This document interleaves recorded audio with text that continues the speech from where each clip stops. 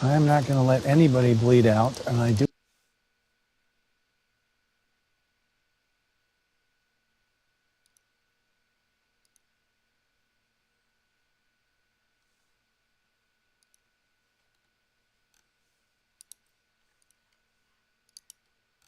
I am not going to let anybody bleed out, and I do.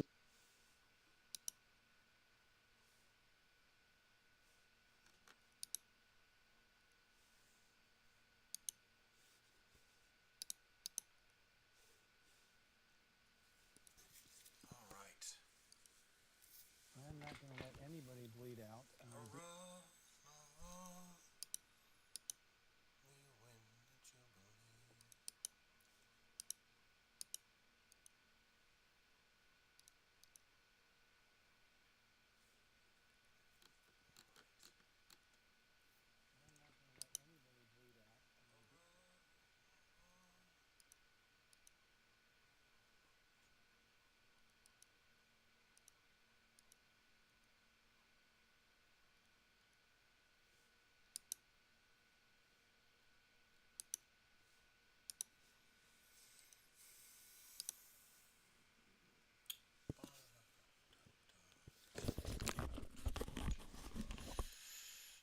Oh man. Oh. Good morning or good evening, folks.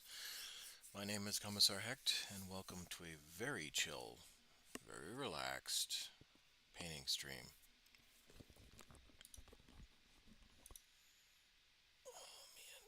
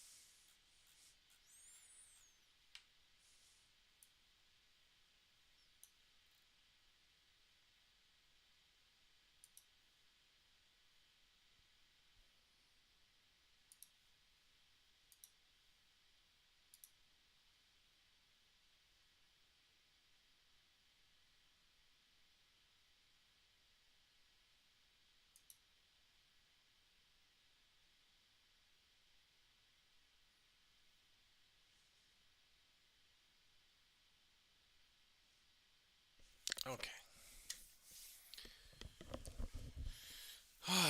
All right.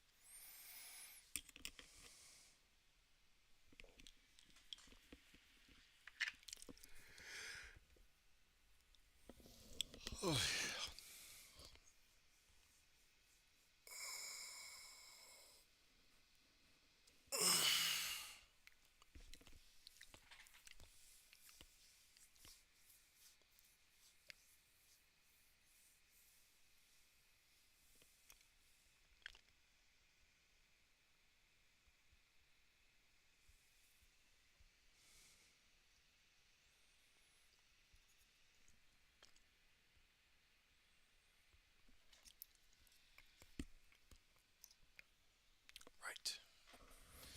Be right back, folks.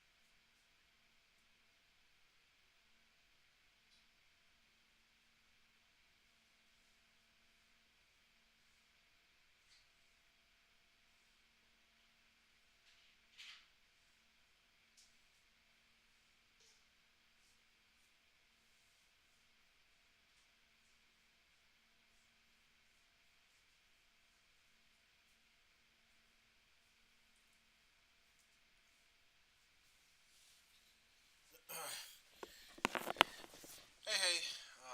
I'm just trying to get ready. I'm starting a little late today, so I accidentally took a nap before I started streaming. So kind of trying to get the stuff that I should have done. But I wanted to at least start the stream.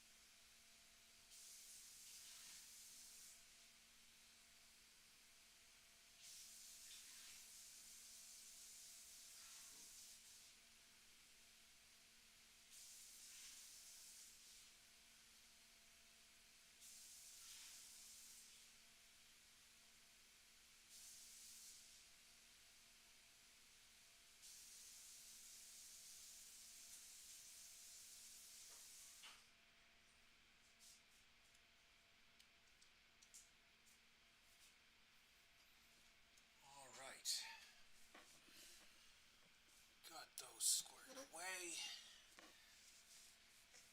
Okay. I think what we're going to be doing is painting a lot of heads today.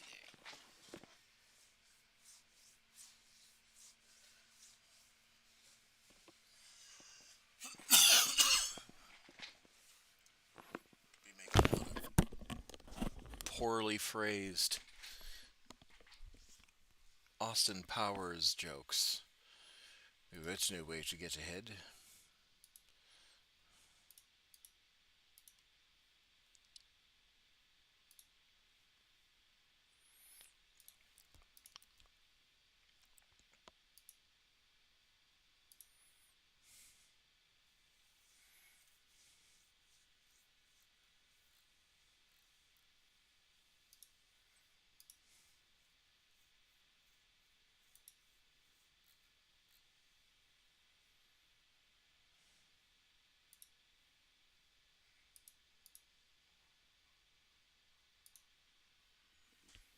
All right.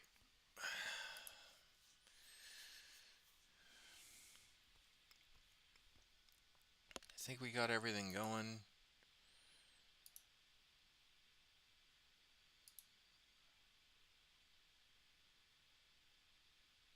Yeah. Okay.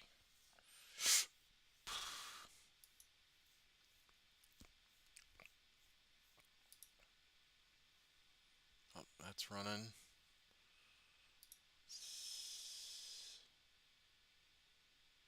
All right. Cool. All right. Cool. Cool. Cool. Cool. Cool. Okay. Everything's firing off on all on all cylinders. I can't talk right now.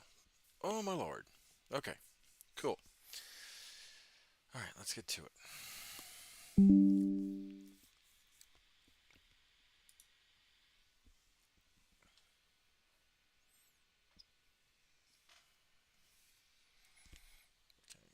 Let's take a look at you real quick.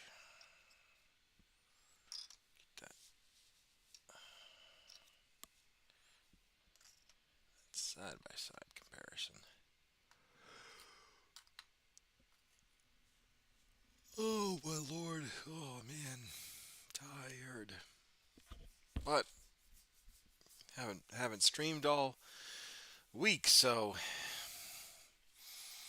plus I know a lot of people were looking forward to my stream, so can't let you guys down.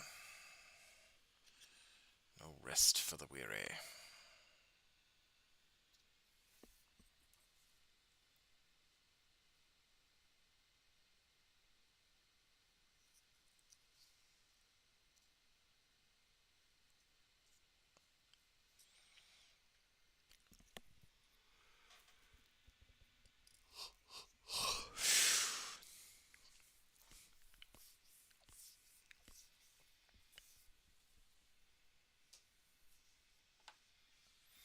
Ooh, I should have some tea. Oh man, some tea would be amazing.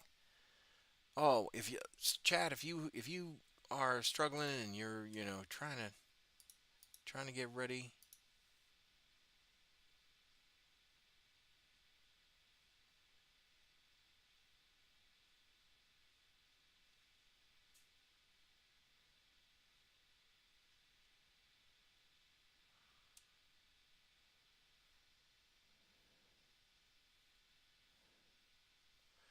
Uh, yeah, tea would be great.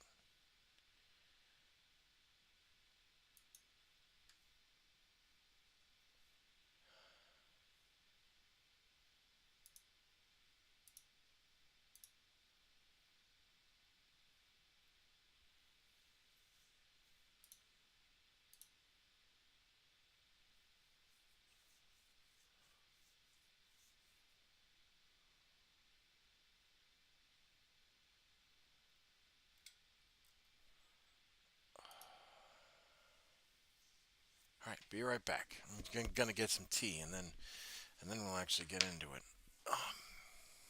That'll help me get the juices flowing for this painting. Because what I think I'm gonna do is, well, it's gonna be we're gonna be painting Imperial Guard heads, and we're gonna be using for the heads, I have a whole bunch of these Imperial, um, these Scion Stormtrooper heads, and so we need to paint about 20 of those. So yeah, it shouldn't be too bad grinding through that. And I've got some on these little brackets right here.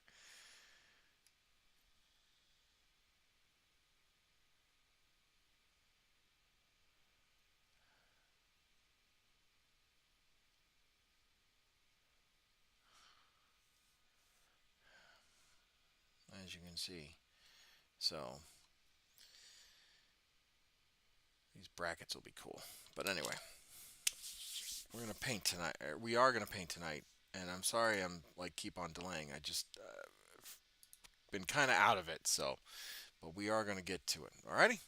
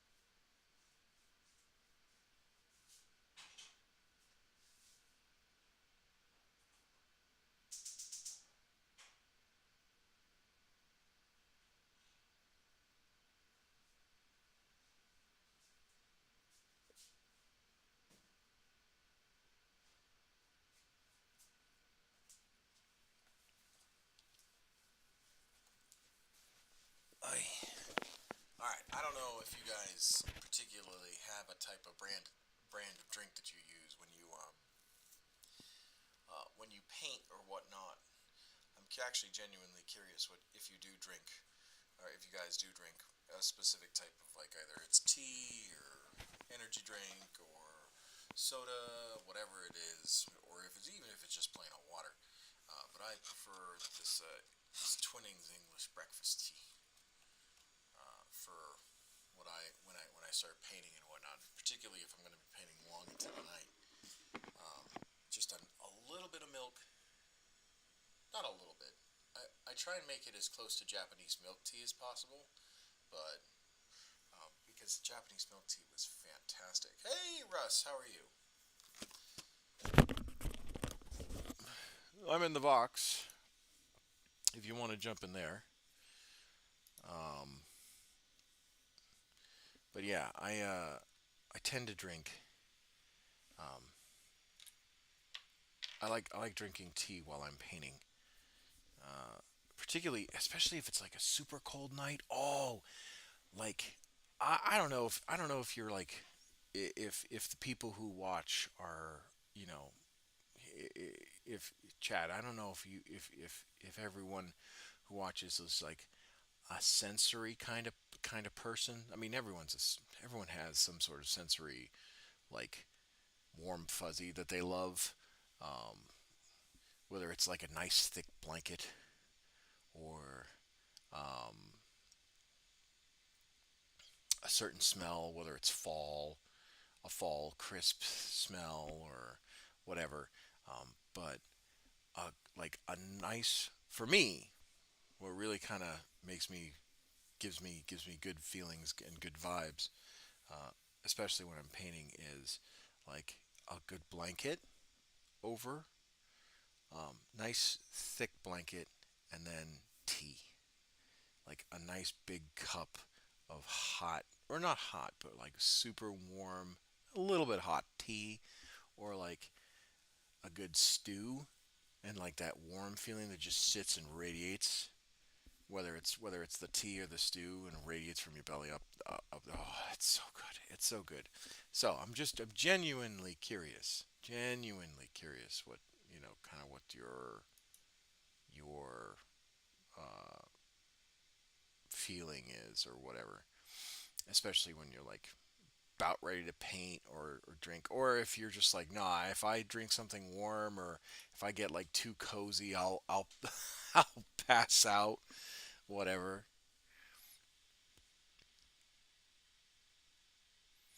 So I'll I'm, be I'm back. oh, thank you, thank you. Hello, I'll be back. Okay.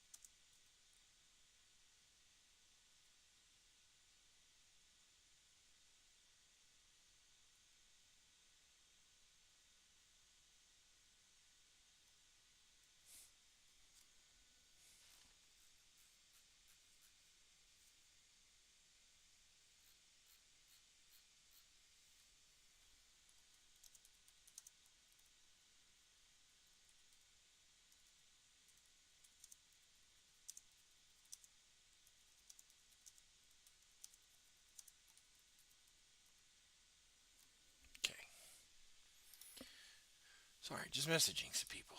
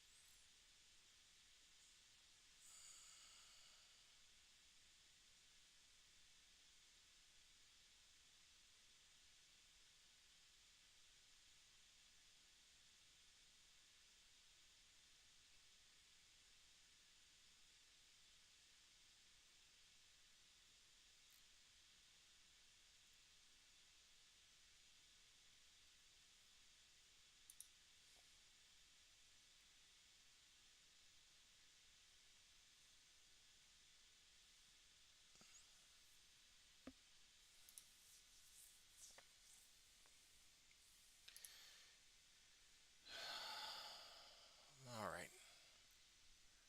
Okay. Well, let's get the tea ready. Hold on. Be right back.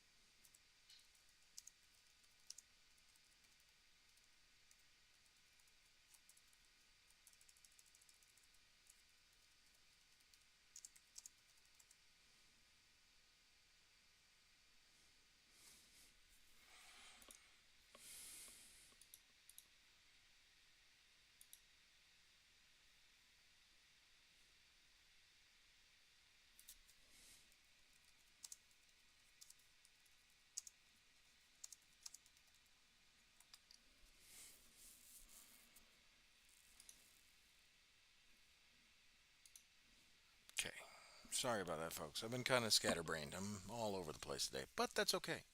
You're allowed to be. You are allowed to be.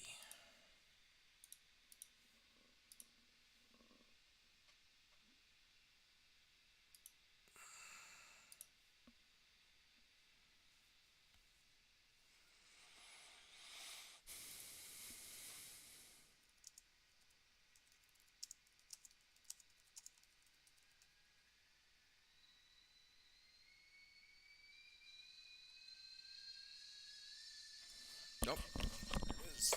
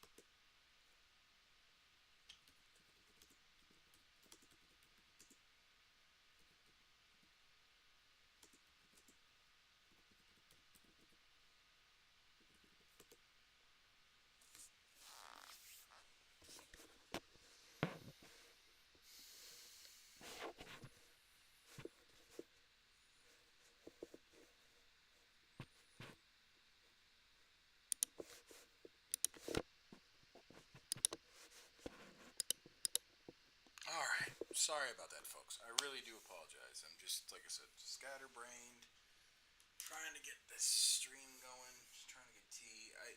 So what happened was, just so you guys know, I was supposed to start streaming at 8 o'clock tonight, but I, I accidentally fell asleep. I've been, work's been kind of really, really go, go, go.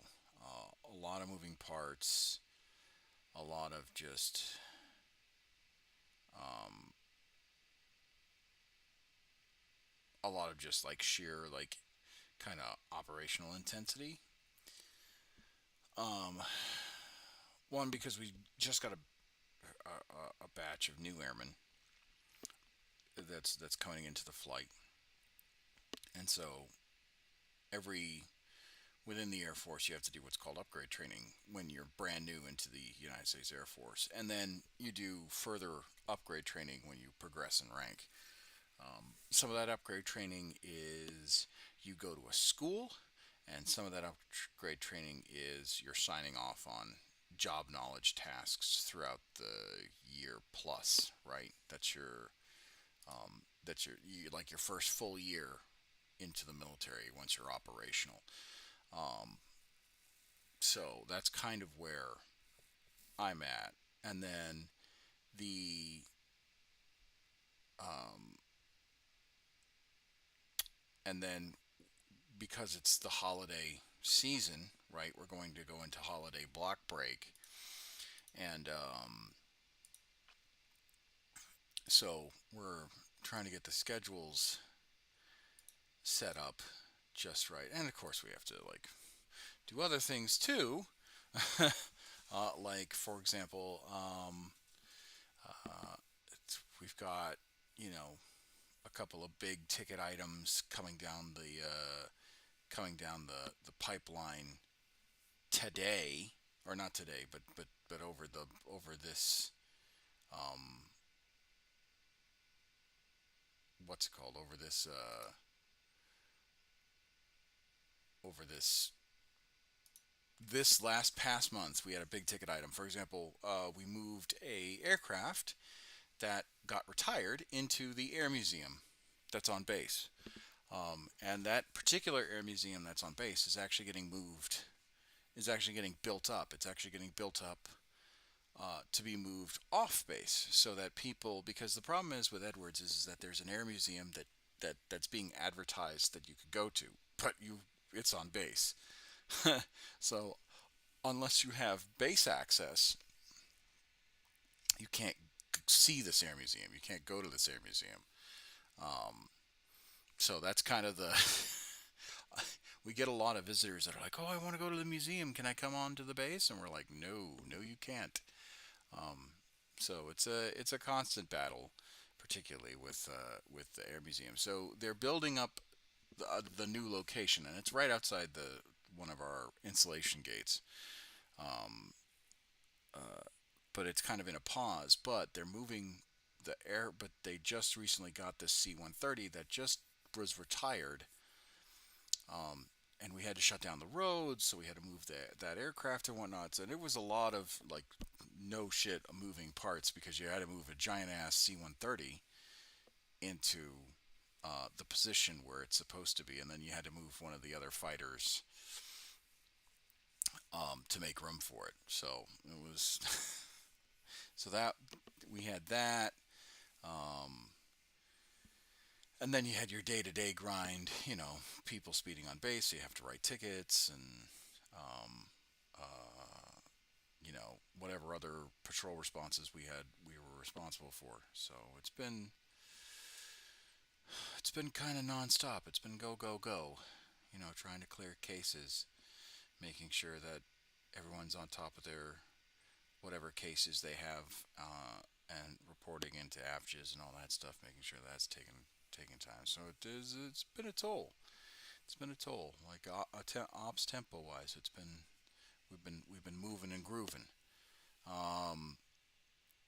And I don't mind a busy base like that. I don't mind that. Masao was that kind of busy where it was go, go, go. Um, Altus not so much. It was more the training mission. Lake and Heath was go, go, go. Lake and Heath was go, go, go a lot. Holy crap. And then this tempo is a little different though. So a little different than before. Because when I was here before, because like I said, Edwards was my first base. When I was here before, I you know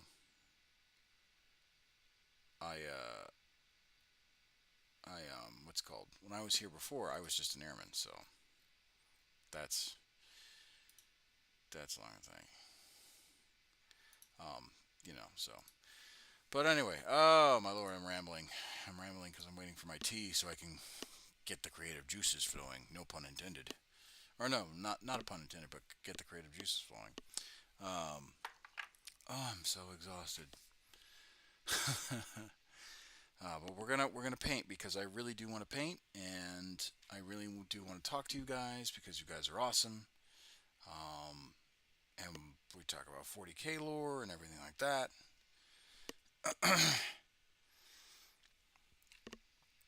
And I'm super excited, super excited. So we are going to be painting some heads today,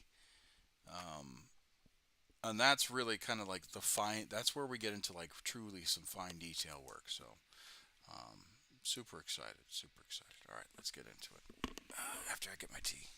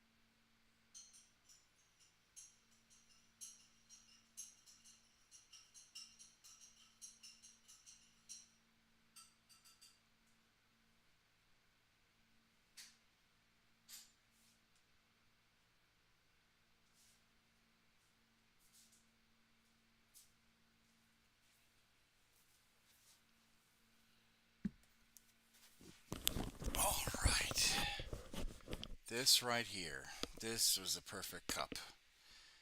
I've made only a few perfect cups of tea. Most of them have been passable, but this one's the perfect cup right here. Oh my God. Amazing. I love it.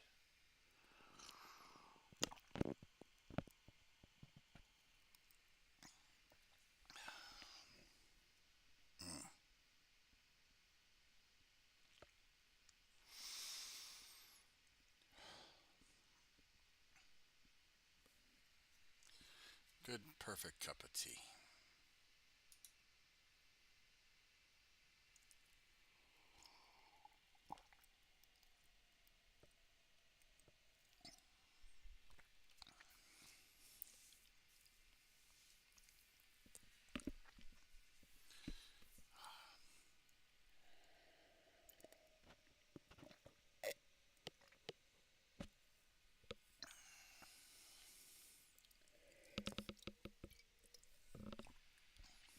Oh, another! Oh man, that is what I needed. That was perfect. Never, ever underestimate a good cup of tea.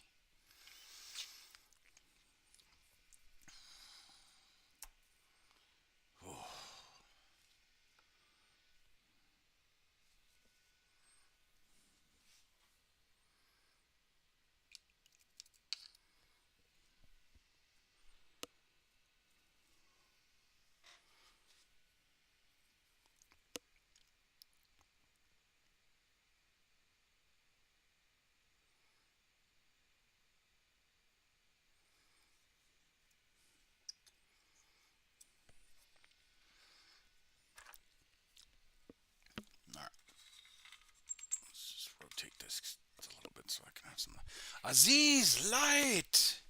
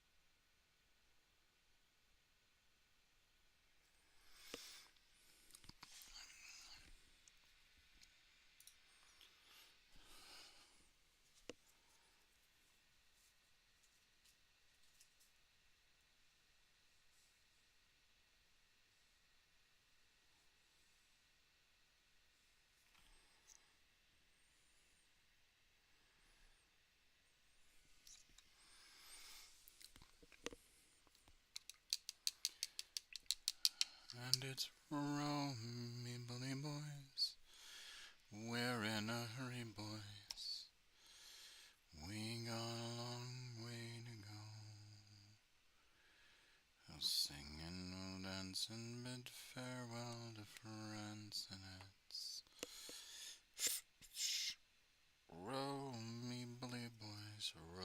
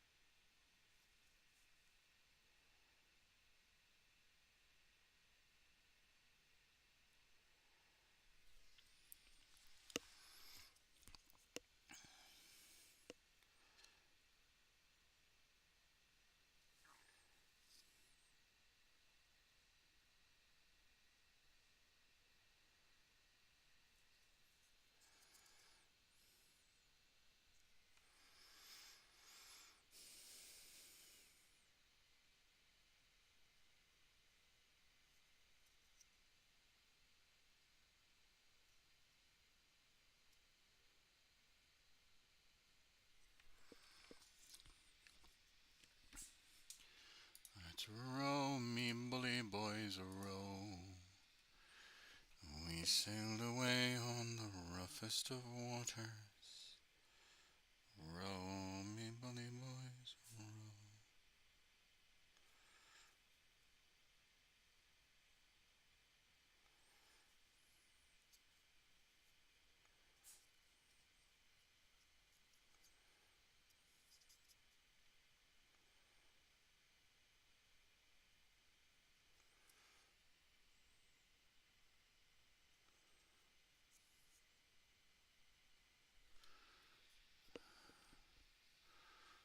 So row me, bully boys, we're in a hurry, boys. We got a long way to go. Singing remnants, bid farewell to France. Hold on. Row me, bully boys, row.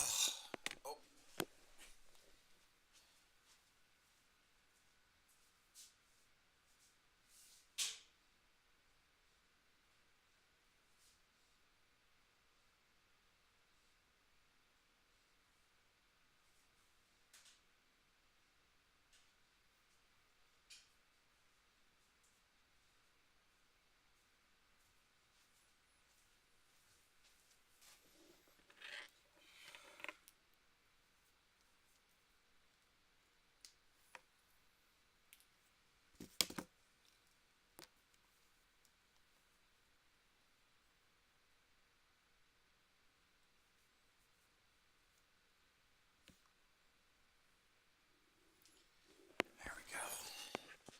Some tunes.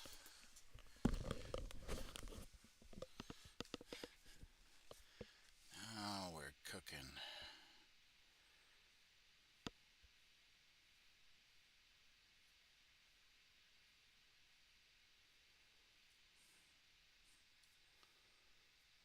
Now we're really cooking. So Ross hasn't come back yet in the Vox, so we'll listen to some music and all that stuff.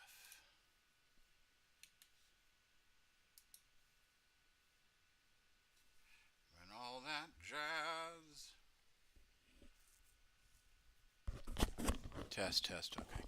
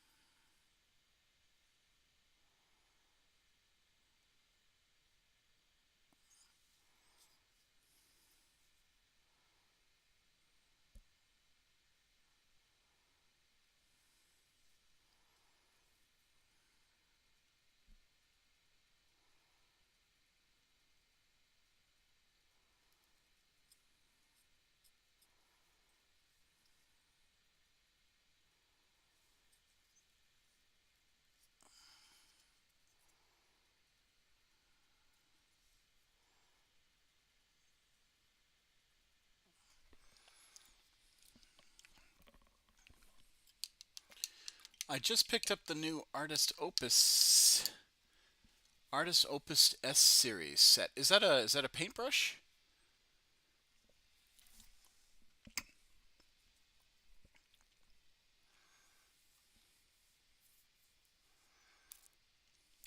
I'm curious what that is. Or is that or are those airbrushes?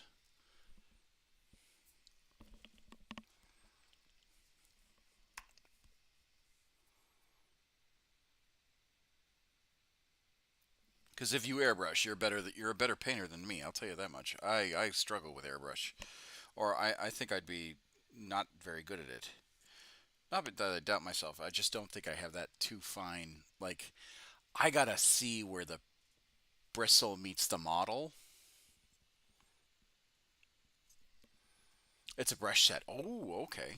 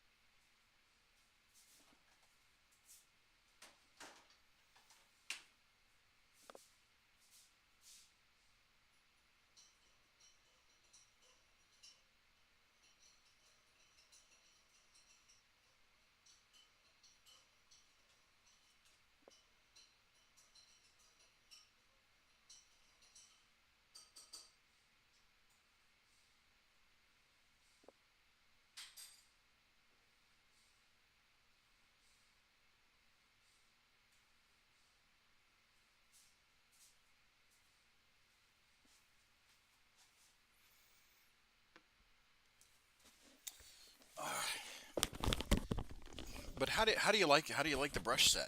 Are you painting with it right now?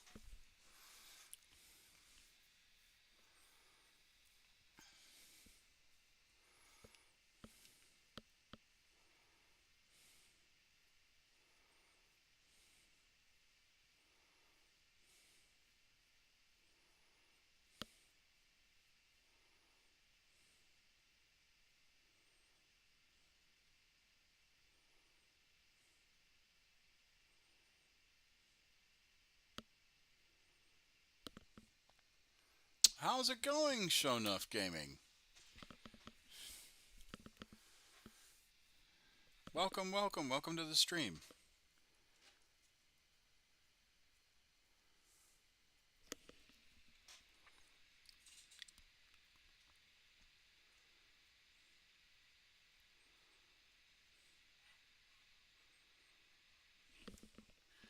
What are you painting? What faction? They're really nice. I really enjoy them. Oh, good, good, good. I'm painting Astra Militarum. Hold on. I'm painting Astra Militarum, and I've been playing Warhammer 40K since 2002, 2003. So 21, 22 years. They're really nice. I enjoy them. Oh, okay. Well, I'm glad you enjoy them. Like, I'm assuming they've got a good reservoir for paint. They've got good, they're super fine detail. You can get their point down almost like to a writer's nib in a like an ink pen or a quill and ink pen set. How much did you? I have a kill team of naval breachers on my table to assemble. Well, speaking about naval breachers, I have these guys. Switch to the other camera real quick. I got these guys. So I got the boarding patrol, Arcs of Omen one. So I've got it's got the Evisor, it's got the Death Cult, um, Assassin, you know, and Naval Breachers, all that stuff too. So that's on my to-do list as well.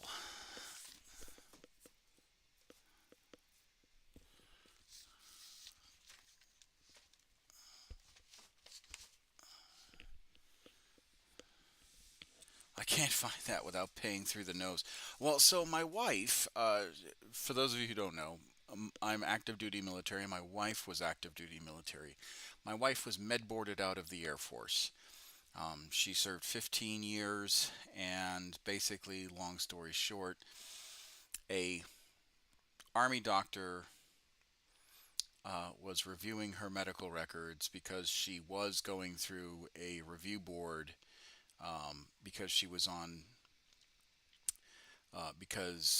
she was experiencing some form of lupus, rheumatoid arthritis, um, like symptoms. And this army doc who had never set eyes on her, who had never had evaluated, um, it came across their desk because I don't know if it was a woman or a man, um, and they looked at the DoD standard of criteria, and they marked her for medical retirement. Even though she could do a PT test and pass it, she, looked great in her blues any day of the week. She was able to kick ass and take names, uniform. If it was duty wise in the hospital. So she got medically retired. And during her review board and her medical retirement appointments, she went to Travis Air Force Base, and there was a hobby shop that was selling that, and they actually discounted it for her. It says 160 on there. She paid only $100 for it. So because they were like, oh, you're military or whatnot, and you're retiring, and your husband loves Warhammer and all that stuff. Why don't we just give this to you? Because I guess no one was interested in it at the time, and it was just sitting on their shelf. So they discounted her like $60 or $40, whatever was on the ticket. So, um, but retailer wise, yeah, it's hard to find one of those without paying through the nose. It really is. So I'm lucky, very lucky, extremely lucky that she was able to secure that.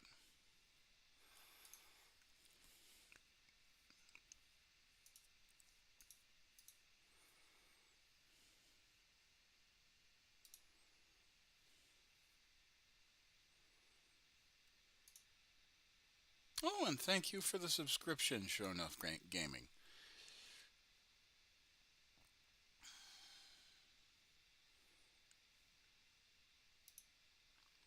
All right.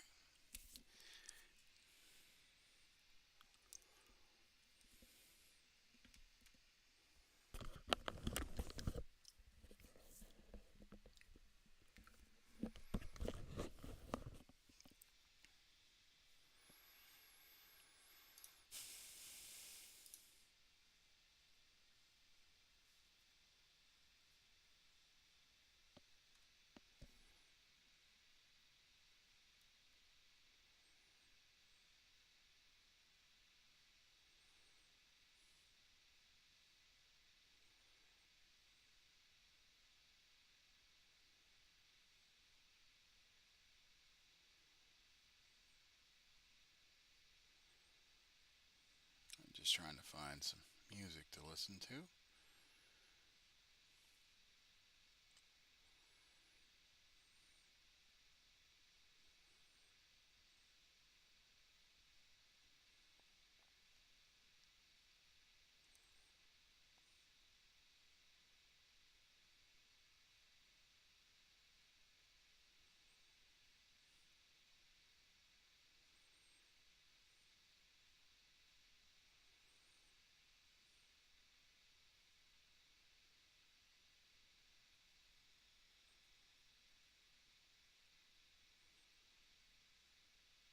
actually, yeah. This is a good one right here. Go to some good old Matchbox 20.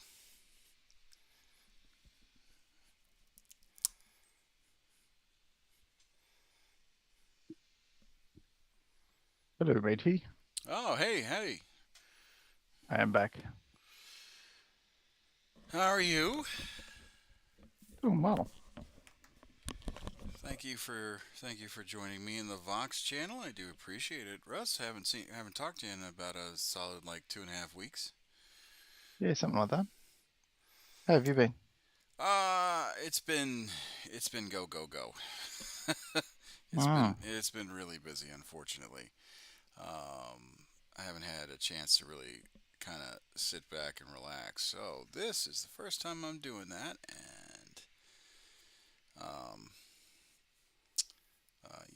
I am taking advantage of it.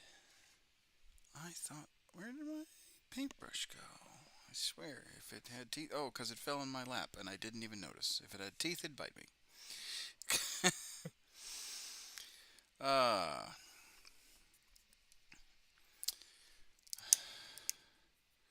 so, you've been playing Total War lately, yeah? yeah, well, so I really want to finish. The problem is, I really want to finish. I really want to stream and start, or sorry, start, stream a victory campaign for the Empire. The only problem is that every single time I get mid game, the uh, um, it is one of three things happen. Um, Volkmar the Grim gets killed. Mm-hmm. Uh, Wolf Marcus Wolfhart gets killed, Mm-hmm. or Balthazar Gelt gets eliminated. Oh, Kind of, sort of. And for me, what really gives me that kind of brain itch is if I'm not able to confederate um, all of like the Empire legendary lords. Um, and then on top of oh, that, the Empire campaign is such a slog because you're basically the for those of you who play Total War Warhammer, you'll know what I mean. You're basically the fire department, because all of the electric counts um, are, the computer basically eliminates almost all of the electric counts before you manage to like really get your army going, up and going. Uh, and it's just like, oh, come on, give me a break, guys. um, so I really want to play it. Uh, it just I feel like sometimes it's like I'll want to boot it up, and then because I take so long in between stream sessions, they always push out another update, and what happens is mm, it corrupts the save file. Like right. you can still load it, but it may not work, or you might be missing certain aspects of the game because the save file is corrupted. Um, so I don't. That's painful. Yeah. So you have to. Um, Yeah. I Go was going ahead. to ask you, with Volkmar, didn't he get captured by Chaos at one point? Is it part of that? No. So it's right before the end times. Like, Oh, so this is after he's been captured and and he comes back. well, so this is Warhammer. Okay, for those of you that don't know, Warhammer Fantasy Battles was a 40 was the original like Games Workshop flagship game before Warhammer 40K. Warhammer 40K came in was officially launched as Warhammer 40K Rogue Trader, so it was like more of a a tabletop RPG game where you could play as certain specific named characters in certain specific campaigns um, in the 40K universe. And then they made Warhammer Fantasy Battles as more of your army specific. Like you were like this was your army, this was your faction, you were a general and you were fighting for this particular army. Uh, that is how um, that is how kind of it evolved from for Warhammer Fantasy Battles. And then Warhammer Fantasy Battles went from, oh hell, I want to say from like 86, 87 to basically all the way up until the end times in 8th edition of Warhammer Fantasy Battles. And that span of time, you were introduced to the Empire of Man, uh, the Forces of Chaos, the Lizardmen, the Vampire Counts, um, uh, Bretonians, blah blah blah. Bretonians, Wood Elves, High Elves. Flavors of elves. Yeah, yeah, yeah. All the elf factions, the dwarves, the Chaos dwarves. Um, you name it, they had it. Um, and Warhammer Total War Warhammer 3 is you're playing in the Imperial calendar. I think it's like 2-5 or sorry, it's like 3-5 something something and then it's basically it's current day Warhammer 40 or sorry, not 40K, Warhammer Fantasy Battle right up until um the end times because you have Karl Franz, you have Volkmar, you have Marcus Wolfhart, you have, for the Empire, Legendary Lords, you have Elsbeth von Draken, you have um, Balthazar Gelt, um, as your Legendary Lords. You have it for like Kislev. If you ever played Kislev, you have Zarina, Katerin, you have Kostaltin, you have Boris Usus. I think that's all The the bear. yeah, the bear. You have I think that's all the legendary lords for what's it called? Wasn't there the count of is it Thurland? No, which Oh, one am I thinking of? oh, the Electric Count. You're talking about the Electric Counts. The Electric Counts are Empire. Um, are you talking about? Yeah, it's the one that goes a bit. He's a bit crazy. Oh, m- uh, Marnius Lightdorf. Hold on. I know exactly what you're. He's technically like he's good. He's a good guy, but he's gone a bit crazy. Yeah, And yeah. So Marnius. if you read through the stories, there's a bit of a backstory as to why Yeah, yeah. So it's manipulated. Marnius Lightdorf was an actual Warhammer 40K. So in I want to say fifth or sixth edition of Warhammer, Marnius Mm-hmm. Lightdorf was an actual model you could buy and build. I think he was Forge World. Um, uh, he was either a Forge World or a fully metal model pewter release, and he was the Elector Count of Averland, and he was insane. Um, uh, Maybe there's it's not that one. Maybe it's not that one. I'm thinking of. I'm looking through. So there's Toddbringer. Toddbringer's Midland. yeah, Toddbringer's Midland. I don't think they made a model for him. There's Luther Huss and then Kurt Hellborg. Luther Huss was a warrior priest, and Kurt Hellborg was like the general for the Reichsguard, um, for um, for the Empire. Now it looks like They did make Aldebrand Ludenhof, who I think that's Telebeckheim. Oh no, that's Hochland, the Grand Baron of Hochland. And they did make Valmir von Rakov. Um, Hi, I'm doing all right. And he was the Elector Count of Ostland. Um,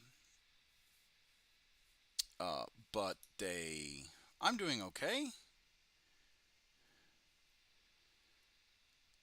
And how are you? But I don't think they made any of the other Elector Counts. I don't think they made. Yeah. Oh, they did make Boris Todbringer into a Elector Count. Yeah, I'm pretty sure it was. How's my stream going so far? Well, it's going good. It's a slow. Yeah, they did make him into a model. Sorry, not an Elector Count. They did Yeah, make he him was into a model. the patch. He had a eye patch. Yeah. The stream's going well. We're just talking about Warhammer lore as I'm trying to paint. Um,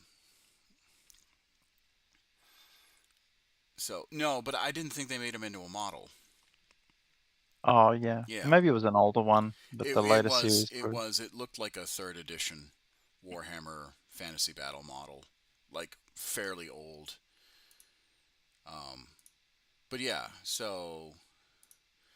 um, so Warhammer Total War Warhammer 3 is right before the end times. Um,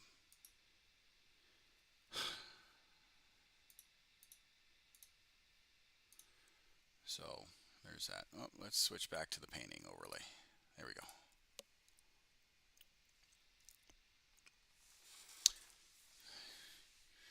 What brings you to the stream, Dommy Dom?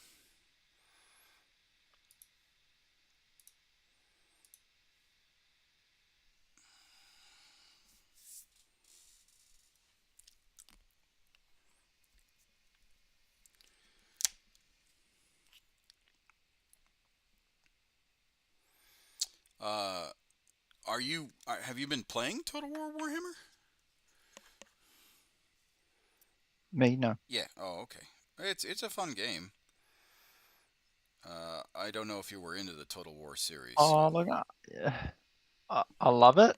I just can't play it. I'm not good at it. There's Oh. just too much going on. There's too much going on for me. Oh, do you have time with 4X games?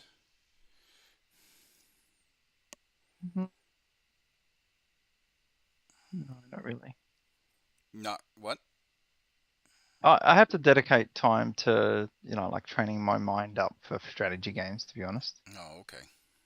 They're point and click type games, whether it be Dawn of War series or Total War. Yeah. They're constantly shifting, moving things around. Oh, these guys are attacking over there. I better move over to that part of the map. Charge them.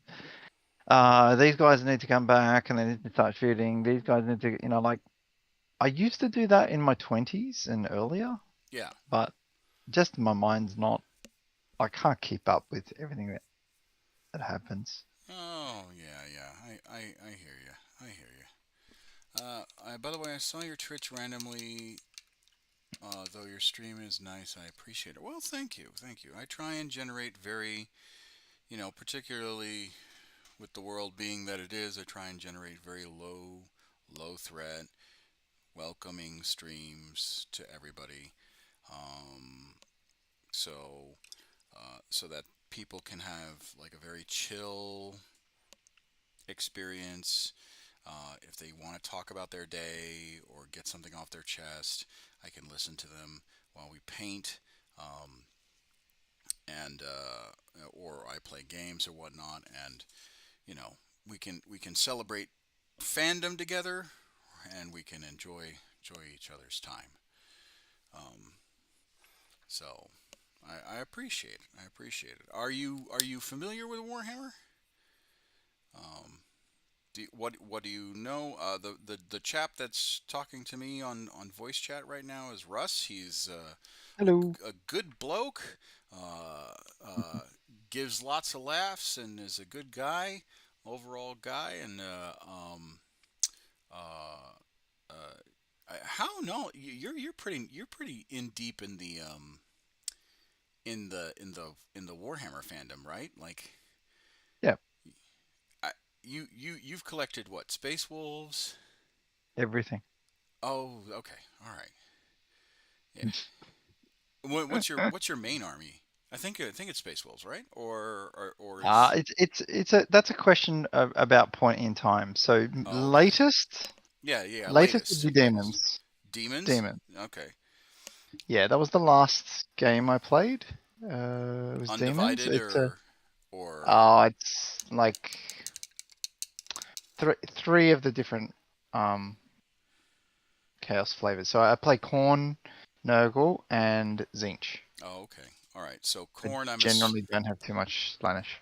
corn. I'm assuming is is your battle line, and then Nurgle is your Yeah, like they're my assault. So the Corn is the distraction carnifex, yeah if you know that term. yeah. Um, yeah, so they go all out assault. They just basically make a nuisance of themselves. Nurgle holds the line, and Zinch are my they're my fast moving power hitters. So they'll generally shift wherever they need to go. Uh, for your for do you use Nurgle for artillery or just No, uh, just holding okay? um holding objectives mostly. I've got Nurglings, Plague Bearers, and I think it's either a Bile Piper or the other one that it slips my mind right now. It's the one that buffs them basically.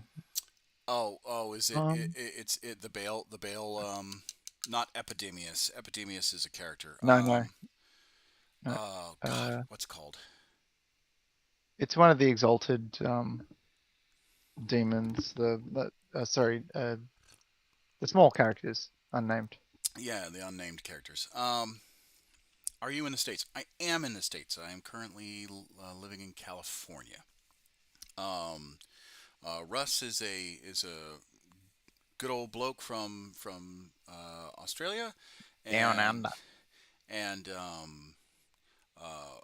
I mean my repertoire of friends spreads all across the globe.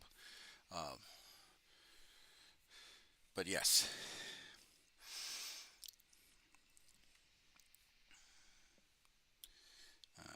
okay, so we got that.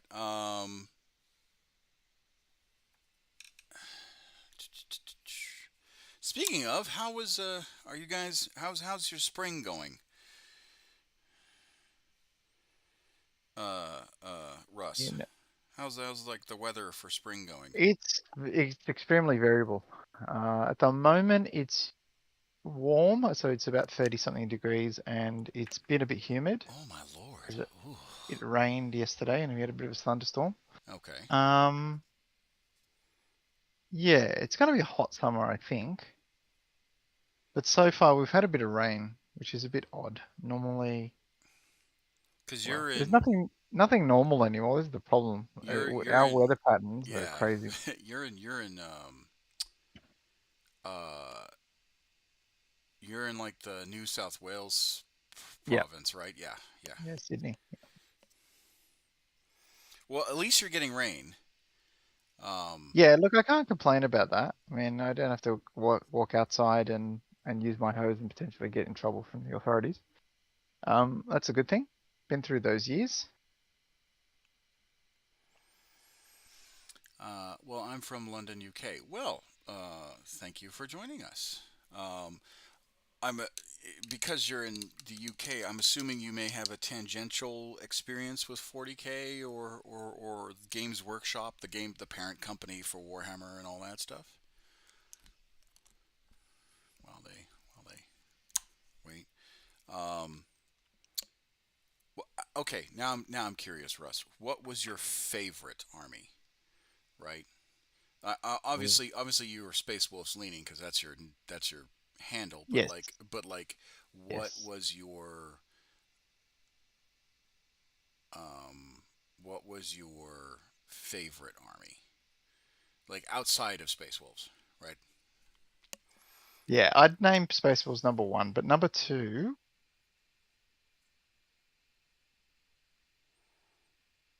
hmm,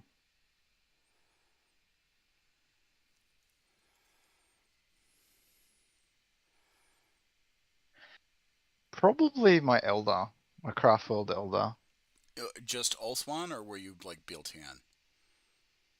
No, I made my own Craftworld, Oh, okay. but it was largely a Black Guardian build. Oh, okay. So like Ulthuan adjacent. Yes. Okay. All right. Yeah. All right. Uh, besides streaming, I mean, like studying or just what do you do besides streaming? I mean, like study or work. Well, if you don't know, I am active duty Air Force. I've been active duty United States Air Force Security Forces, which is the military police slash infantry of the Air Force, um, for oh god, this January will be 16 years, um, and I've deployed all around the world. I've had 3 deployments. I lived in England from 2010 to 2015, and I lived in Japan from uh, 2019 to 2024. Um, I lived in Oklahoma and I lived in California. Um, so that's been my medic Mark. Hey, just caught your stream right before I'm getting ready for bed. I was subbed. I shall catch the next one. Cheers, make. Well, I appreciate you, Medic Mark. Thank you very much for the sub. Um, uh, I hope I hope you sleep well.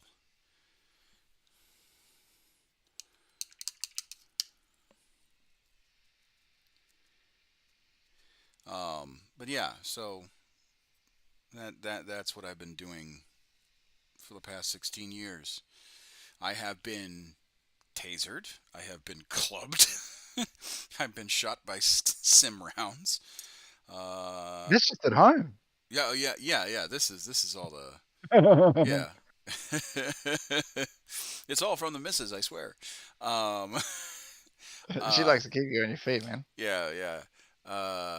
Like training wise, I've been, my I've been fairly active. I think the most punishing thing I think I've done was it was like a 10-mile ruck.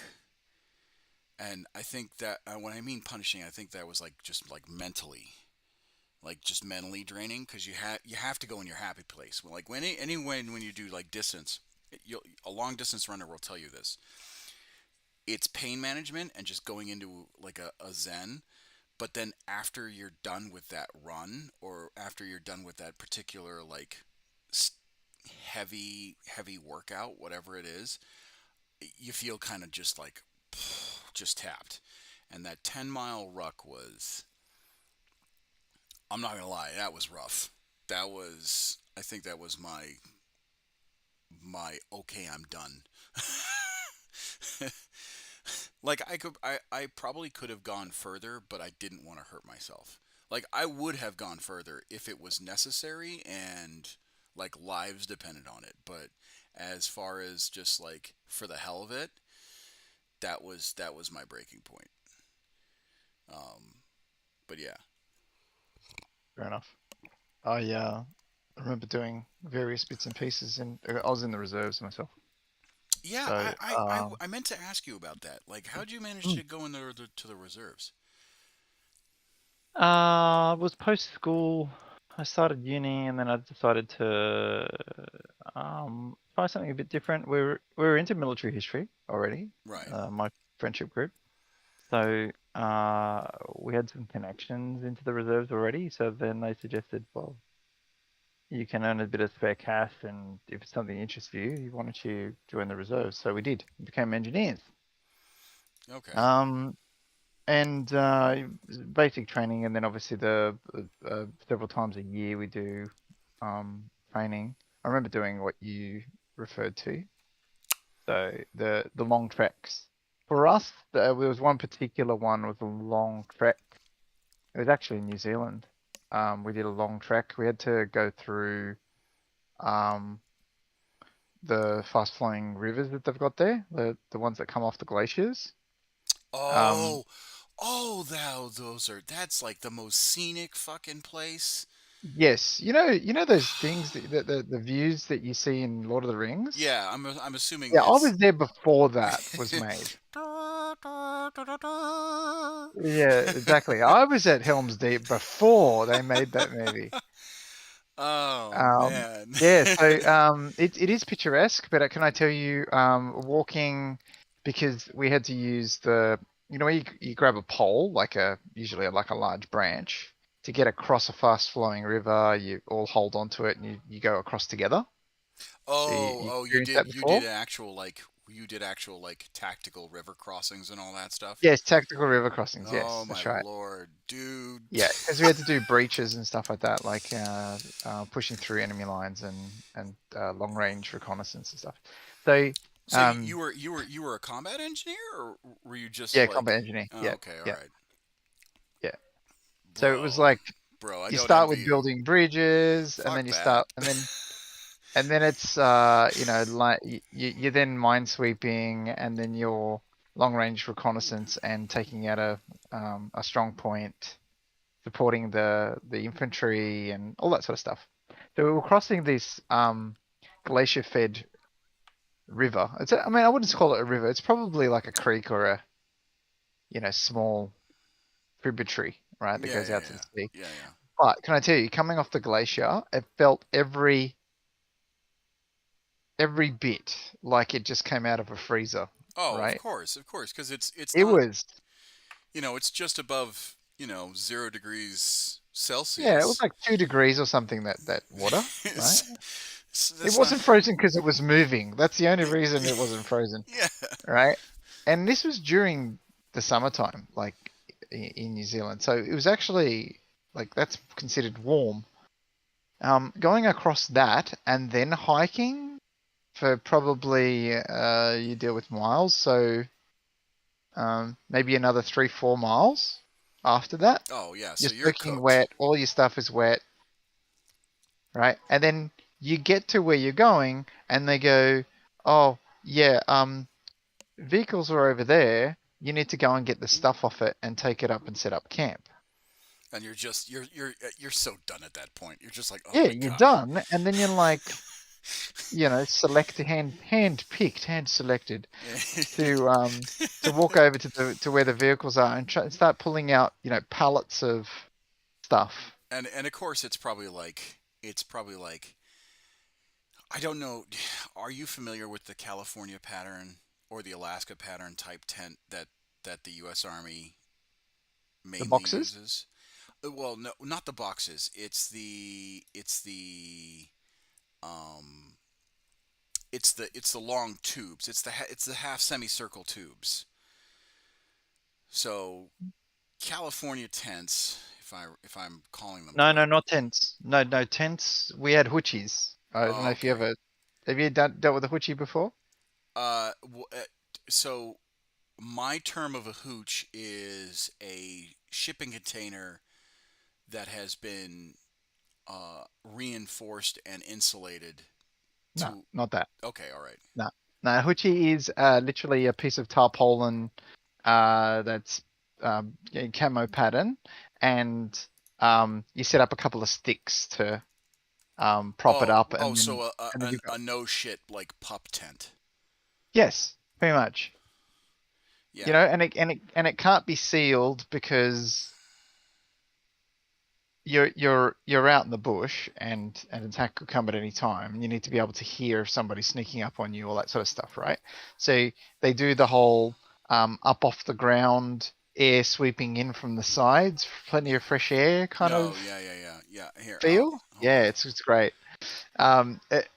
Perfectly fine if it's some like springtime, summertime in Australia, but in New Zealand they're much closer to Antarctica than we are, so it's cold Oh in yeah. the nighttime, Yeah, yeah. right? So that was fun, and constantly being wet because it's always raining in the South Island where we were. We were down in the west coast, Hold on. right? And Let me show you this image. Hold on. Copy image address. Let's see if it pops up in the restream. See if it pops up in the chat real quick.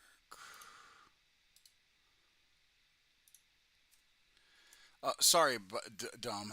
Let's see. That sounds interesting. I'm actually working on a project right now, writing a story. I studied civil engineering, enjoyed crafting business cards, posters, V2 models. I just keep busy. Other than that, with smart. Okay, well, thank you very much. Um, uh, yeah. Sorry. yeah, I We're see the we link. yeah. Yeah, gotcha. Yeah. Yeah. I know So what you mean. Now yeah. they're a bit industrial. So that's probably for what size force would use one of those? Oh, Like depends. So like battalion size? they're oh no, not battalion size. Hell no. Hell no. So they're modular. Um they're modular tents. That one's the fairly large one. So you have because it's got the double door or sorry, the double bay for like maybe a Humvee. Oh, Um it's a vehicle bay one. Yeah, yeah, okay, yeah, yeah. gotcha. So they're small. So they're modular. They vary in different sizes. The smaller ones are half moon shell or half semicircle, and they're half that size, right? Uh, and they just have the single door, and you could fit maybe comfortably with some privacy a platoon. You know, not you know not comfortably, and you're almost to use the military term, nut to butt. You could probably fit a company in there, Right. but like no one would have privacy. No, everyone would be really pissed off and stepping on each other, and yada yada yada. Um, so, but yeah, I didn't know if you were setting up those or if you were setting up like actual woolen canvas, like pup I'll show. tents. I'll try and share this with you. So this is a hoodie. Oh no, it's too long. Let's see. How do I shorten this? Maybe if I copy and paste it. It's copy image. Can I paste that in the chat? Not in the No. actual stream, but if I'll put it in Discord. yeah I'll yeah put it in yeah Discord. yeah. Yeah.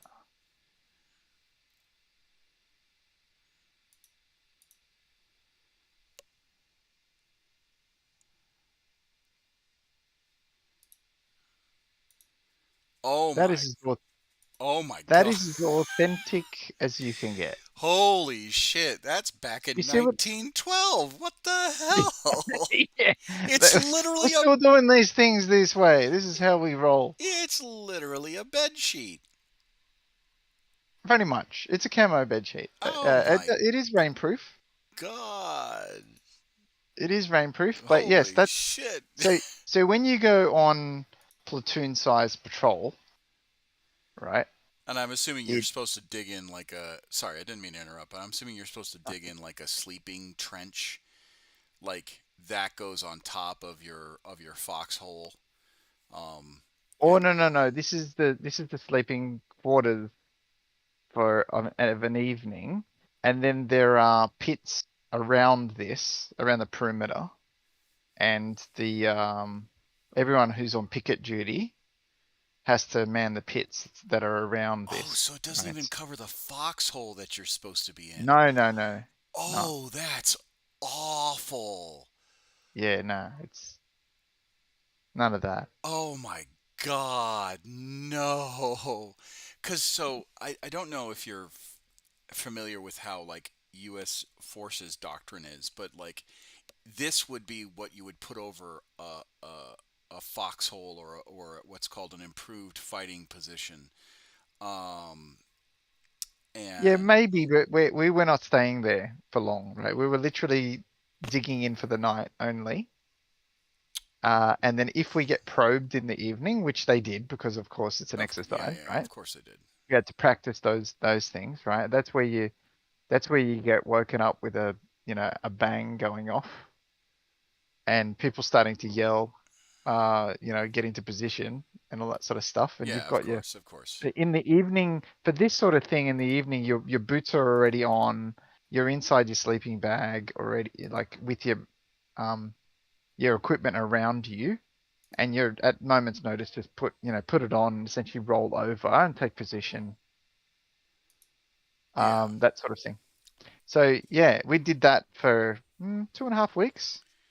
Oh, um, in New Zealand, and it was good. It was good. Let me tell you. So they had all the rocky. Have you been to New Zealand before? no, I was tasked to actually Okay, go to Australia, but then they pulled me off because they needed somebody who had experience um, running one of the major wing level exercises in Misawa as a battle NCO. And right. so I, unfortunately, I did not get down to Australia and New Zealand, even though I should. Hold on, I got to respond to chat. Dommy Dom, listen, I appreciate that you're like talking to us, but I don't. Um, you keep on bringing up commission-based art. Uh, I don't know if you know this, and I respect the hustle. Trust me, I do. Um, I I am not looking for an artist, and I don't talk to new. I'll talk to new members in the channel, for the channel and all that stuff, but I am not looking for a artist. I'm just not. If you want to share your work in Discord, that's fine. But if you're just joining the community just to sell your craft, um, that's not what my community is about. My community is about helping each other, yes, but not. It's not your jobs posted board. So, fair warning. Uh, please respect that. But continue, Russ. So I'm just sharing a couple of images with you. All right. Oh my So lord, that's so pretty. yeah, so this is how variable New Zealand terrain is. It goes. So I'll show you the transition pic because transition terrain. Uh, it's like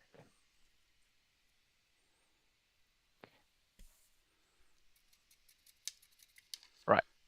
So you can see in the first pic in the background, you've got Oh, that's actually bro. Glacier Mountains, right? Glacier Mountains going into thick jungle forest, and then a Yeah, small and glacier I kid stream, you not, and it's then like a scrub couple of brush. kilometers. Oh my It's a lord. couple of kilometers away from each other. So the first picture, the top one, is actually it's quite arid. There's very low scrub. It's like small amounts of grass that you can see there, Man, I and it's don't all like that. rock. That I don't like that picture. That is bad touch. That is that is. Oh no, pineapples. It's all That's it's all rock, right? So that's where you go to freeze the first one, right? So that yeah, that freezes you, right? And then you walk through the third one, right? So to get to the forest. So if you imagine you go um, downhill and downstream a bit, you get to these forests, and then you go into the forests, and it's like temperate forest, like beautiful lush green. yeah, Everything is like there's moss and rotting vegetation everywhere. There's dew glistening off everything, and it's actually fairly warm in there. yeah. Like it's about 10 to 15 degrees difference in temperature, Sure, at sure, least. sure. Because you're going and probably a lot thicker in atmosphere due to the elevation difference, right? Yeah, You're actually feeling the with all the moisture and humidity, you're actually feeling like it's more of a breathing is more like it feels kind of heavier on the chest. yeah, Yeah, yeah, that's it. So you get all of that. essentially on the South Island. I'm not sure if it's on the North Island. I've never been there myself. But I can show you New Zealand. Um, it's south of Mount Cook. So Mount Cook is one of the tallest islands that do skiing and all sorts of stuff there. It's great. They have an alpine train that goes through there. It's amazing. Like actual train, or is it just a trail that No, no, like, train. oh, train. Okay, well, Yeah, I gotta ask. yeah, it's cool. It's lovely. It's picturesque. You go there during the winter time, and the train literally is going past snow Okay, up in the mountains. hold on. Yeah, I understand. I'm not trying to force anything. I just want you to look at my art and let me know what you think. Again, uh, I appreciate that you're trying to get like feedback, but when you send a message that says I've sent you a request, please accept it, that is demanding. We don't do that here. You like again, you could be 100% an honest actor, but I curate my community because I care about my community. If you want to be a part of it, you actually have to be active. And I got to get to know you a little bit more before you just start blasting in the Discord. Um, if you have an issue with that, please see yourself out. You can enjoy the stream, and I encourage everyone to enjoy the stream, but I do not suffer fools. So please be mindful of that. All right, go ahead, Russ. Sorry about that. That's all right, no draws. Um, yeah. So anyway, that was my adventure in NZ. Um, it was challenging. Like you were talking about that big trek. Similar sort of moments in time. Like we only did the one long trek through the water, reach the position, offload the trucks for one evening. We essentially got we'd actually gotten through most of our provisions by that point, so we needed to re on board all of the new ration packs and fresh water and all that sort of stuff. You guys use MREs, don't you? Or Yep. do you have different? Yeah. Because I No, just say yeah, again. the MREs. Yep. Okay, all right. I know that like, for example, the British MRE, they have tea bags and like enough to make you a cup of tea. And then the Japanese MREs, they normally like some sort of like flash freeze dried like um, fish and curry, um, uh, that they can rehydrate with their rice and all that stuff. So I was just curious. I didn't know if you guys used like the NATO standard or if you had your own like specialized MRE brand. I think the We're using what I would describe as Vietnam era oh Jesus. uh provisions. Oh God. Let's see if this does that work? Um, Can you see that? You see that in Discord? let's see. Oh yeah. That's that Right? So you that's get a big plastic bag, and then it comes with usually I think it's 3 meals. yeah. It's a 3-day ration pack, right? So there's some biscuits in there. It's all plastic wrapped stuff, or it's in Hunger tubes. Buster Cadet ration pack. Oof. You know you're in trouble when you whip that out. Well, look, when we used to go away, if obviously after a little while, you would pick up that you'd bring your own food. Oh yeah, absolutely. All right, you don't muck around with this sort of stuff. What you would so what we'd actually eat. So the crackers are not bad. Usually they go at the end. The thing you want to avoid is you can see the tube of something just above the Vegemite. Yeah, I'm assuming that's condensed milk, It probably. is condensed milk. Oh That's what you want to jeez. avoid. Oh no. Yeah, yeah. And the other one is where's the butt plug? Um, Is it that small little canister that looks like waterproof matches? No, no, no. right It's next to the that is Vegemite. that is matches. No, it's not here. It's the cheese. Uh, we referred to it as the butt plug Yeah, because it blocks you up big time. I don't know if I have a MR. I actually no. I think I do have an MRE in my car. Uh,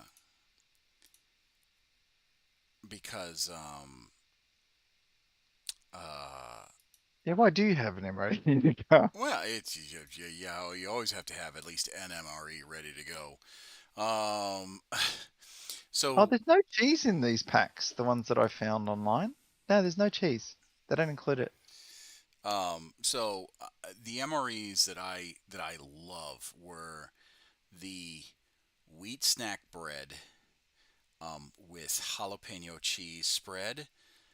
It's probably Mm. similar to the ones that you guys have. Oh my God, that's that's great. Now, some people swear up and down that the chocolate peanut butter, is better than the jalapeno cheese spread, or the um,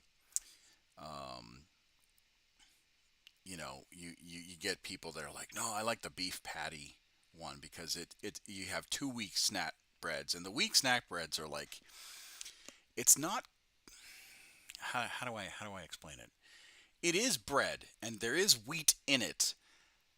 The percentage of wheat to bread to whatever they put in sawdust, know, is is a bit questionable.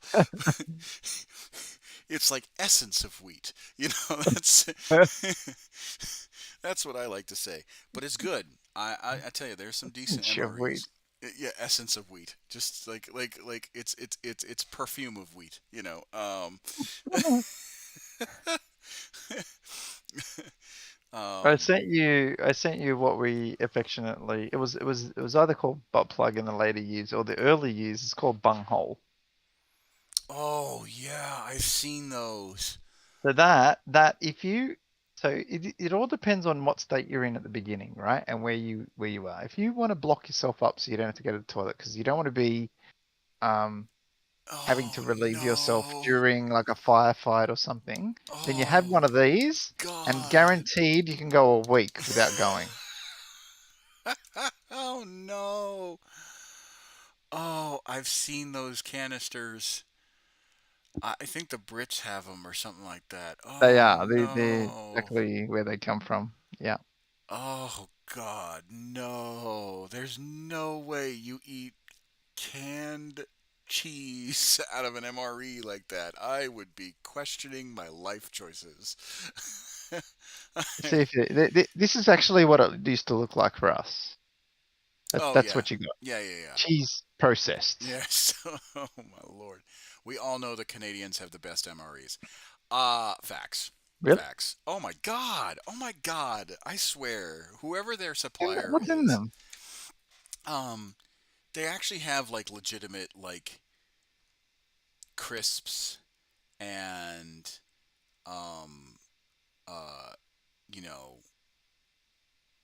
biscuits and uh and when I mean biscuits, I mean like a proper like you know portion sized uh uh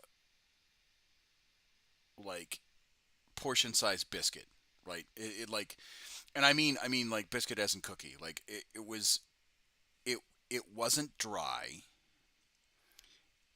It wasn't as dry as hardtack. It, you didn't have to like moisten like because when we got cookies in our MREs, they Hello were, there. oh hello, oh hi Kelly. What's going on, buddy? I knew we were talking about MREs because I mean Canada's got the best ones. I it's what's that?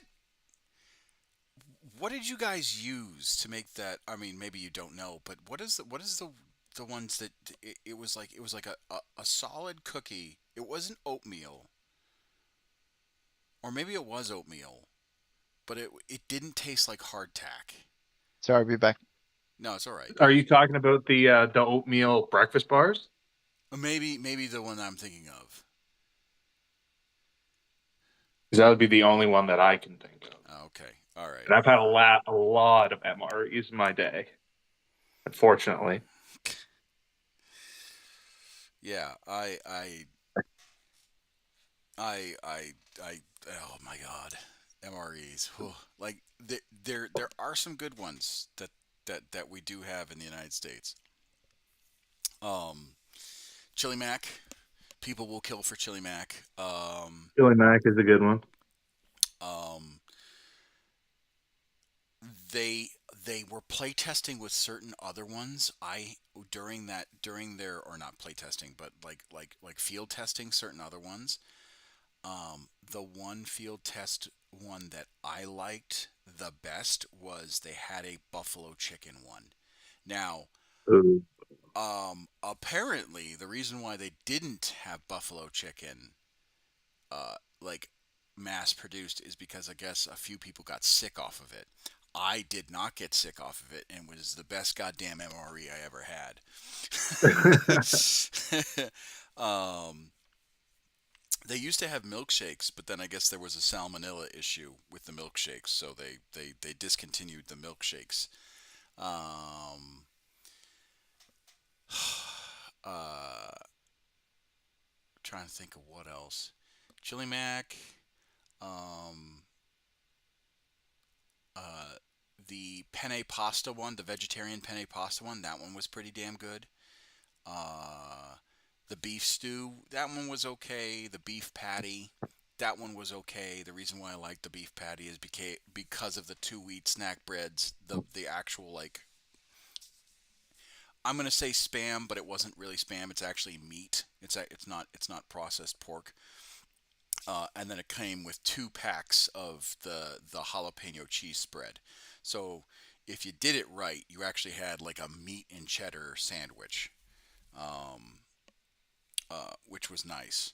Um, Sometimes the processed beef patty tasted like a little bit like cat food. It had that cat food kind of smell to it, and you were just like, bleh.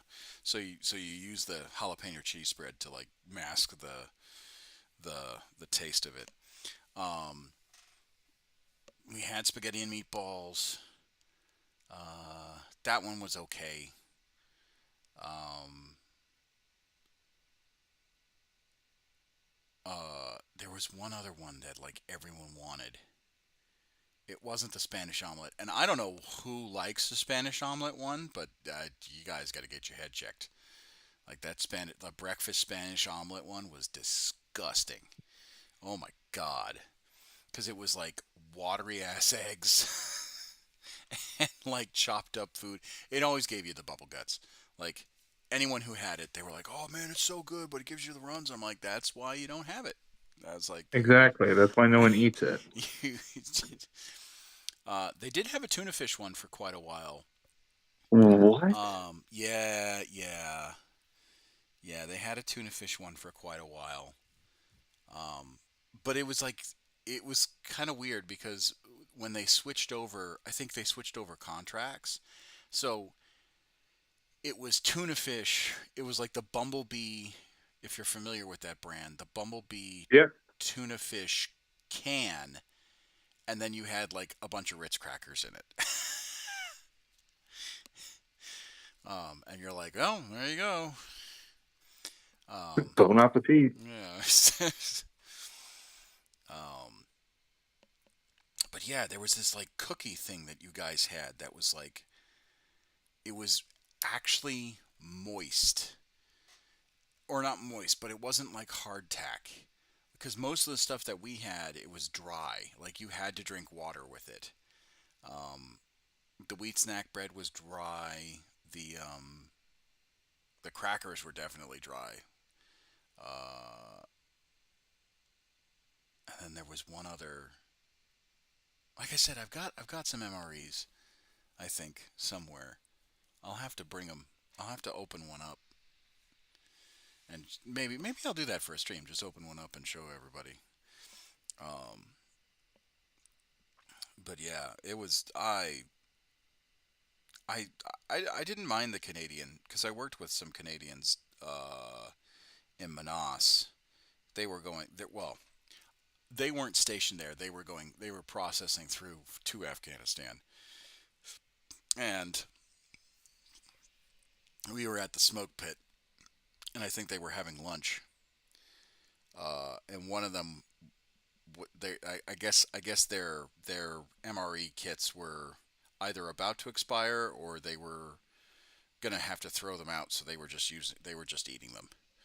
And I was like, "Hey, I'll trade you for one." And that was that. It was good. It was really good. I enjoyed it.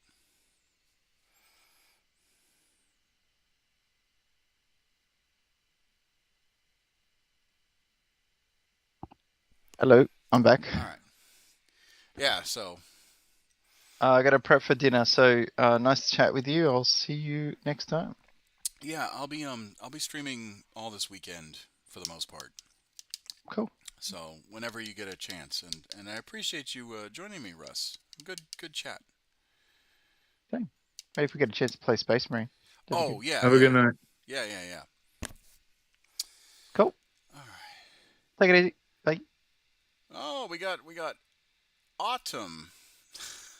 First time chat, and he yells "Wog." Clearly an orc player. Represent. Wait, don't tell me. Don't tell me you are Tau lover.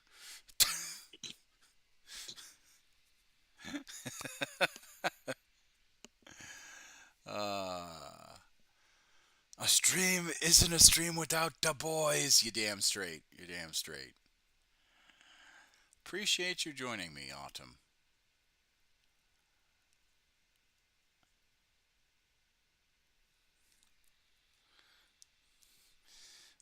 So what are you painting tonight there, Kelly?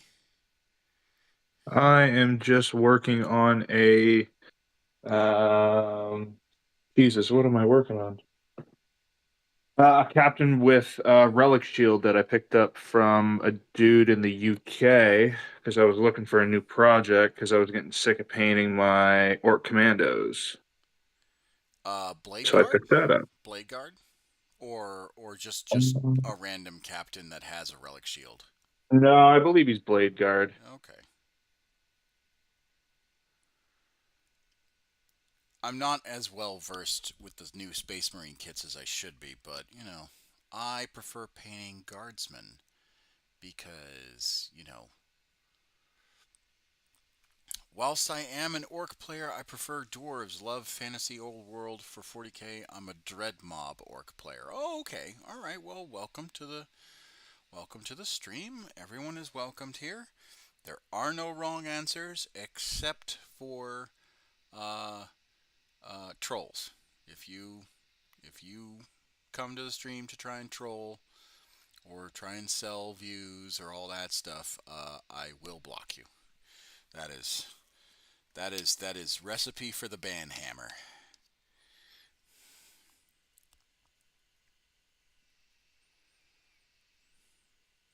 Dread mob orc player. So I'm assuming you run like killicans and orc dreadnoughts. I'm assuming that's like your build.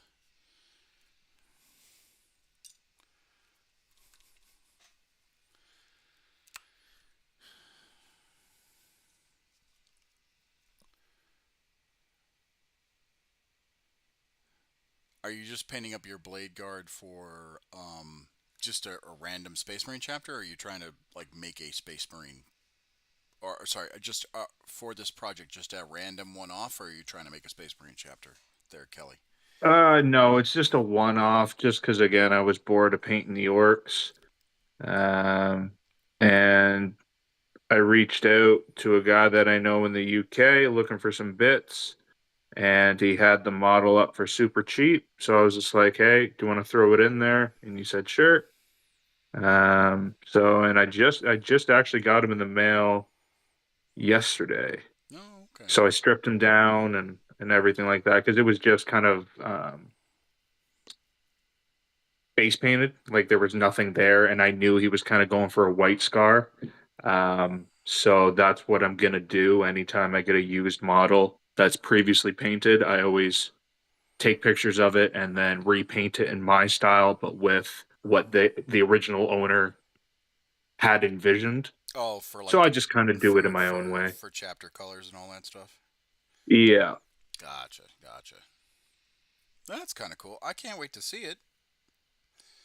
Yeah, I'll throw it up on the Discord when she's done. I'm just kind of working on the shield at the moment because this is my first shield I've ever done. So I kind of want to do a tester and then kind of go from there. I had a minute to wait, a minute long ad, so I didn't hear what you had said. Might have said. Oh, I'm sorry. I was saying everyone is welcome to the stream as long as you're not a troll. There are no necessarily wrong answers when it comes to the hobby. Um, but if you're like, obviously, if you don't respect people, then yeah, like, you can see your way out. But I was curious, your dread mob, was it all mechanized, or do you have like some foot patrols or some infantry that slog with your mob? Like, is it just like killicans and um, what's it called, orc dreadnoughts? I am not a troll. I'm a troll slayer dwarf. Oh, yeah, very true. Very true. Well, welcome. Take your vows for the spirit of Grugny. I think Grugny was the first slayer for the dwarves. I could be wrong. Or he was the god of slayers. Like I said, my dwarf knowledge isn't up to par as it should be.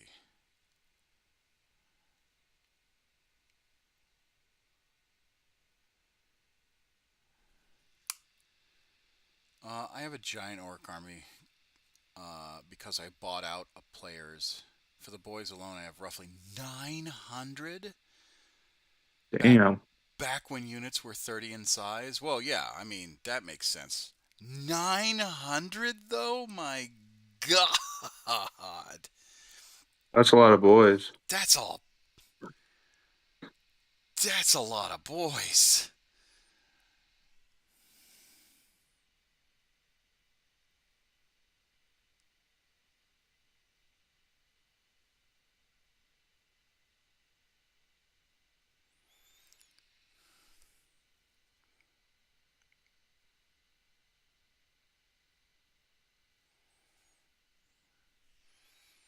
Holy shit, that's a lot of orcs. I'm actually having a hard time. I would like proof. I'm actually having a hard time like picturing that. 900 orc boys. I think the largest I've fielded for orcs for boys was maybe 60? Like 20 man mobs? I personally bought 300 of them. The other 600 I bought out players. That's still a lot of orcs. My God. I don't think I have 900 Imperial Guardsmen.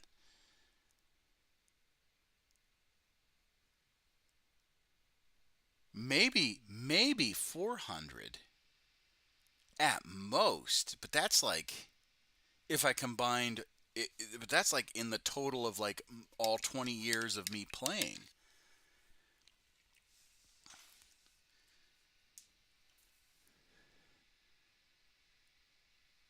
And that's combining stormtroopers, Kazarkin, Tempestus Scion, or that's combining Tempestus Scion, Kazarkin, the old Cadian model, metal model Kazarkin, my old Cadians, these guys, the 1993 sculpts for the stormtroopers. I originally wanted to do Green Tide, but then I switched to bikers, but hated building them. Then my mechs I originally didn't like, but after playing a couple of Can and Def Dread games, I was like, this was my army. Oh, okay. All right. All right, that makes sense. But like, still 900 orcs? If you're not in the Discord, join the Discord. We would like proof. That's crazy. That's insane. I can't imagine. Like,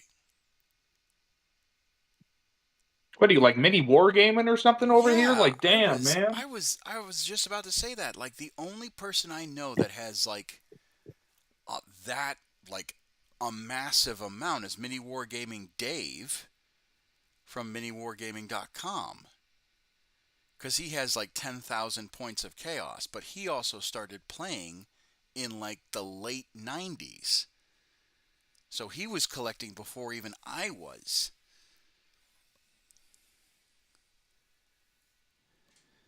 Where is my wraith bone? Oh, right there. Yeah, if you're not in the Discord, let me link the Discord real quick. Oh, if I could spell it. I'm so flabbergasted that you say 900 orcs. That's insane.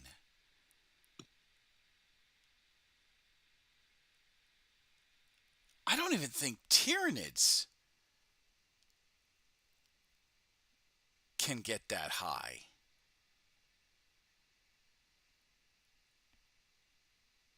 Like Rippers and Gaunts. 900, my God. Well, okay, now I actually, all right, now that we're talking about this, now I gotta figure out, let's see. 2, 4, 6. So that's 30 stormtroopers in boxes here.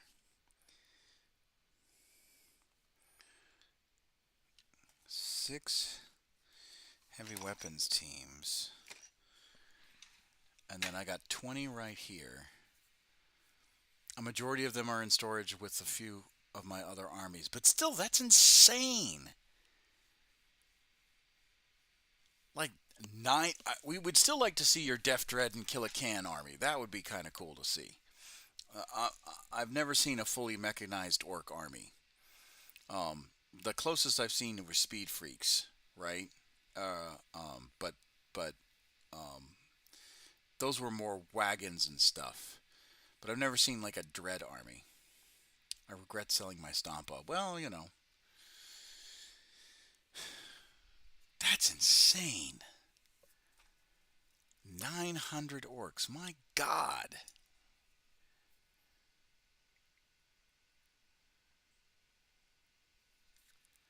Yeah, I don't think I have 900 guardsmen. Like just straight infantry. That's fucking wild.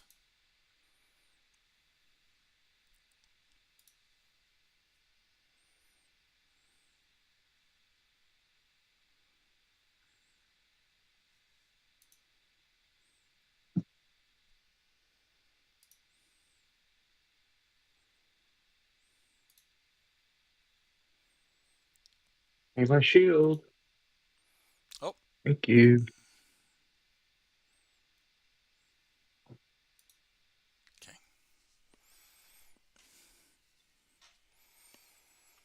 I think my wife would murder. No. I think my wife would murder me if I had 900 orcs. She'd be like, "And you're dead." The amount of money you'd have to spend in order to collect that much.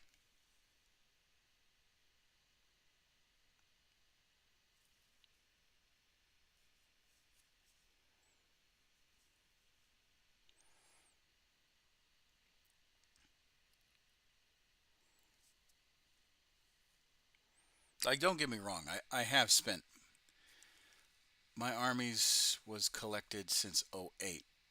Okay, well, I started in 2002, 2003, and I don't think I have 900 guardsmen.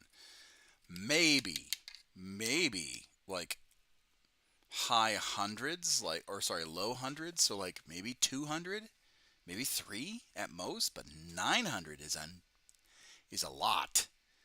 That's insane.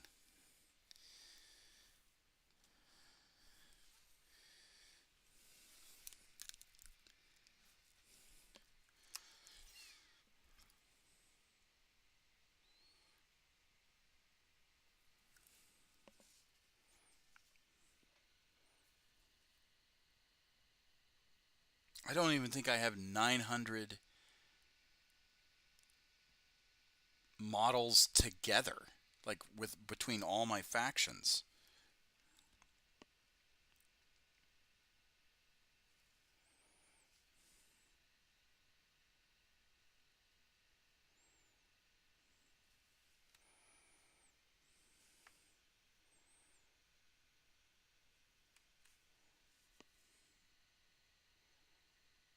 No, I take that back. I probably have 900 between all my factions, but not like one singular. And that'd be like me counting tanks and other miscellaneous models, but not straight infantry or battle line infantry, I should say. That's insane. That's fucking wild, dude.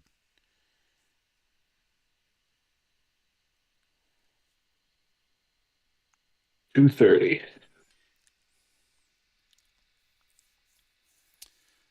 Fantasy Battle Orcs, Dwarves, Goblins, High Elves, Ogre Kingdoms, Chaos Dwarves. Now I'm collecting Bretonia. Age of Sigmar is Night Haunt, but I never got it into Age of Sigmar. And then 40k Orcs, Leagues of Votann, Chaos Demons, and Sisters of Battle are my armies. Well, okay. Let's see. I've collected, well, Imperial Guard, obviously.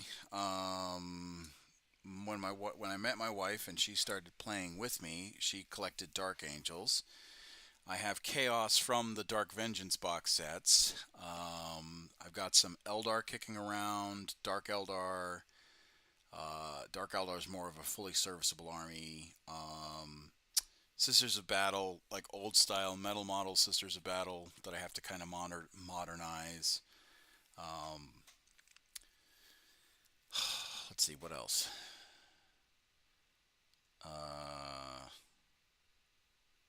I have Necrons from the Dark Imperium. I have the Tyranids from the Leviathan box set. I got Space Marines for days from all those box sets. And I think that's it. I want to say that's it.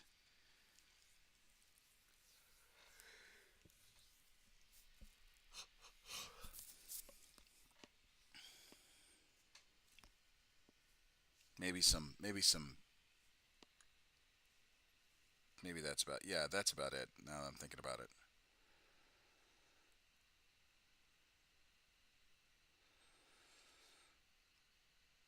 Oh man, it's so finicky playing or painting faces.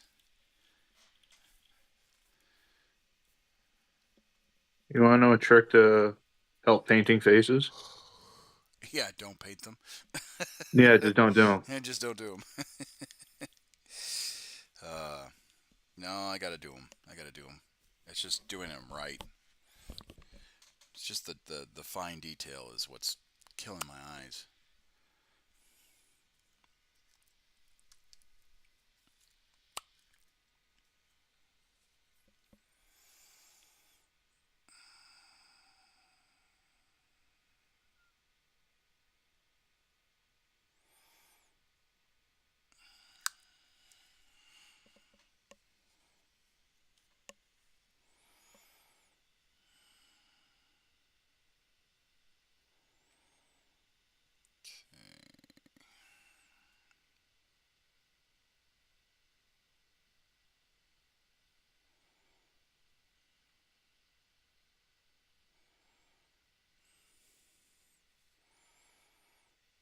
You good? Sounded like you had Yeah, I'm just waiting for everything to dry. sounded like you had a stroke. No, maybe one day, Maybe one but day. not today. Maybe one day.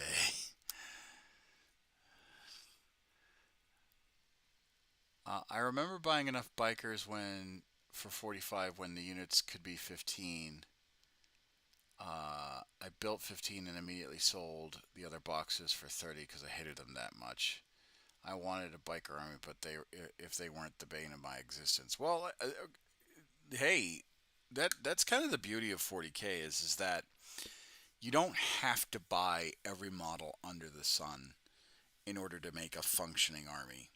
Now, unfortunately, if you're a guy or gal that's into the tournaments and are more competitive slash meta chasing, you're gonna buy every army under the sun, or every model under the sun, at least once. Um, but for those of us that don't do that, uh, it really does. You know, you really can be very. You really can pick and choose what you want to do, how you want to do it, how you want to execute building the army. Um, and what I tend to find, particularly in 40k, what I tend to find is that if you have a fluff army going up against a fluff army, um, the games are fairly matched. I mean, yeah, you still run into the 55-45 rule, where if your faction doesn't have a codex, or a new army just got a buff, you're gonna suffer that a little bit. But overall, I'm only truly upset because I bought a ton of models to round out full size, and a few editions later they decide to max out at double size. Yeah, but that, I mean, the reason why they did that is because um, they wanted to make the game shorter. Um, for those of you that don't remember, back in 2000 and what, Let's see what happens. 2013 or 14, somewhere around that area, they reintroduced Kill Team. And skirmish games were really starting to pick up speed.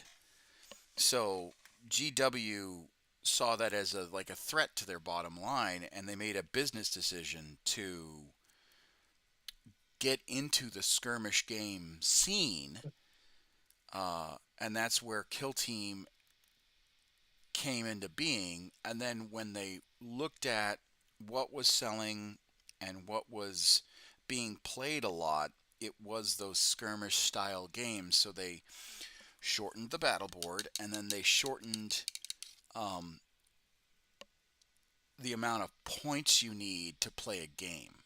You still have your milestones, your 500, 1,000, 2,000, 2,000, 3,000 points, but you don't. The games are shorter and condensed because of the battle board. You're not fighting on a 6x4. You're fighting on a 30 by 50, like a 30 by, not 60. No, yeah, you're fighting on a 30 by 60 inch battle board. So, you know, you're going to get into combat more often. You're going to get into to melee more often. You're going to get into, you're going to be able to move across the board faster, even if you're not an assault focused, a close combat focused army.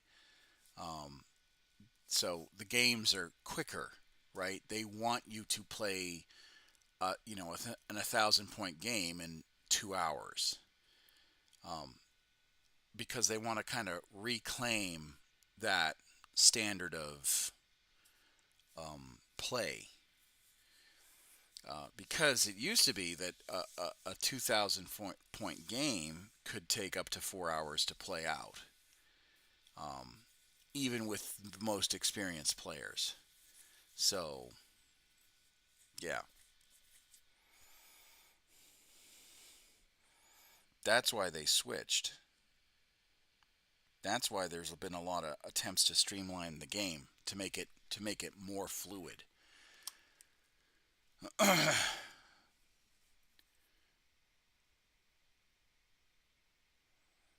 Gone are the days of set piece battle. Now, don't get me wrong, there's still Apocalypse. You can still play Apocalypse style games, but you'd have to increase the battle board size again, and then you would have to, you know, scale the game to that appropriate size. I mean, for God's sakes, in a 3,000 point, I did one Apocalypse game, uh, and never again. Oh no, I love Apocalypse games. I think Apocalypse games are gas. You just have to plan it out.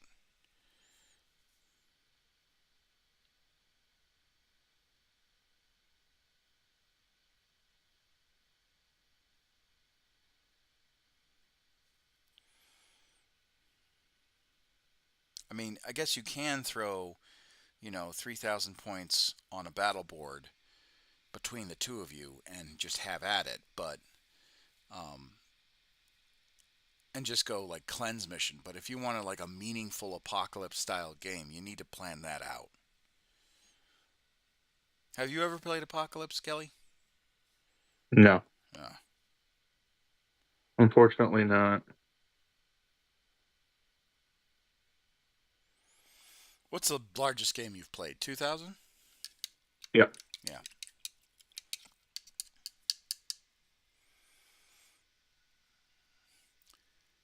It was 2v3, 9,000 points. It took all weekend. It took a weekend. Yeah, yeah, yeah. Hell, a 3,000 point game can take up an entire day.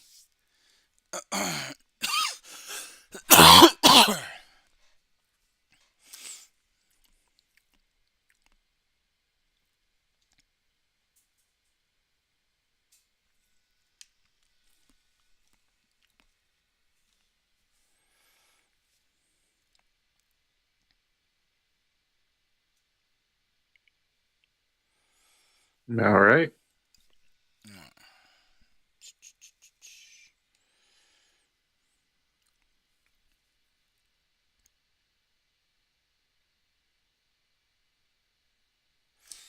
Uh, would you ever be interested in doing Apocalypse, Kelly, or are you happy with the 2,000 point limit? If I had the time to do it and someone that would want to play in my area, for sure. But again, I'm 8 hours away from home, and I don't speak French that well, so getting into it right now would probably be the death of me. Uh, you're not in what was it? Are you not in Oh, you're probably in Quebec if you said French. Yeah. Yeah, okay. Are you not in British Columbia? No, I'm from Ontario. Oh, okay, all right. Just stationed here for the time being.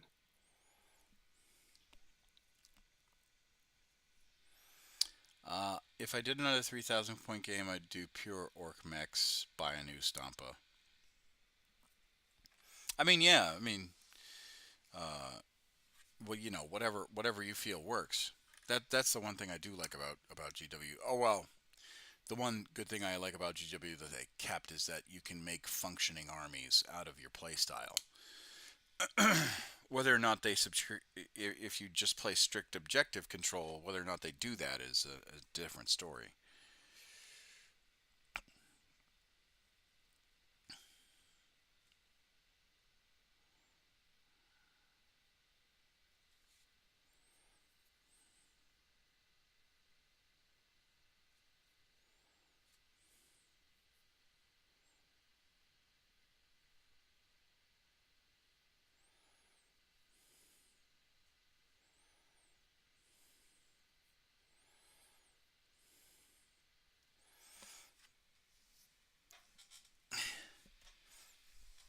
Okay, is that dry? Yes, it is dry, yes. By the way, like I said, I played against the Penitent host a few days ago. Oh my God, there were not enough shots in the world. Like I managed to kill about 4 units before the end of the game, and I called it by turn 4 because they had pinned me. The player who I was playing against had pinned me to a corner, and I was just like, well, that sucks.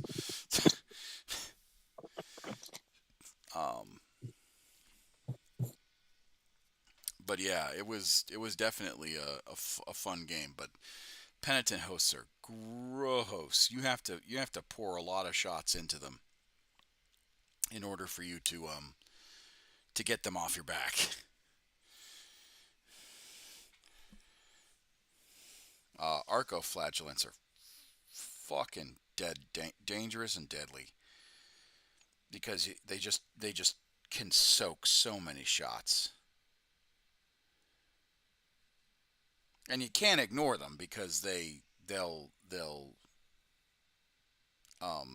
just tear you up.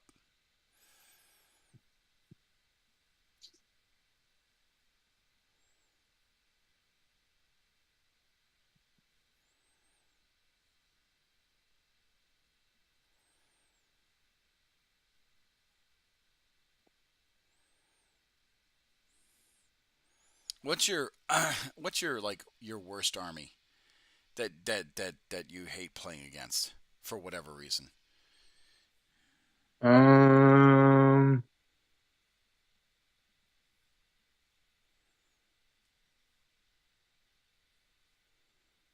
Probably corn.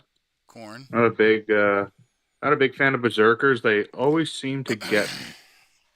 So I can't deal with corn. Like I love the models. The models are freaking great. Playing against them? Yeah. Hell no. Yeah. For me, I think it'd be Tau, because I think that's the only army that outshoots Guard.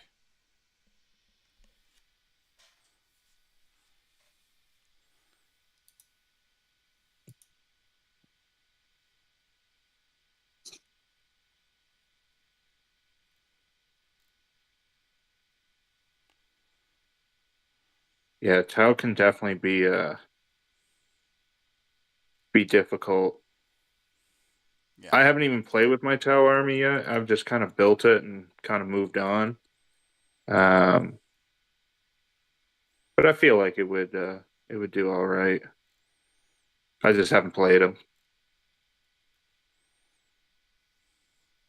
My favorite army to fight was Tyranids. I love Horde versus Horde. Everyone likes fighting my orcs for whatever reason. Well, that's good.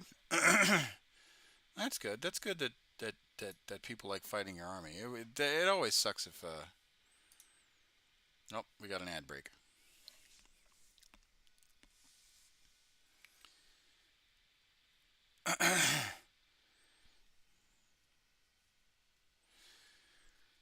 Oh, hold on. I'll get to that.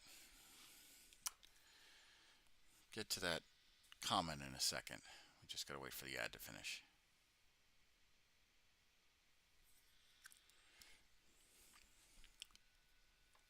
Oh, Yarick is snoring right now. He is just deep in sleep.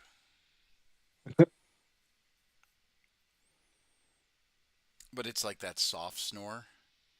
Yeah. Yeah, he's a good puppy.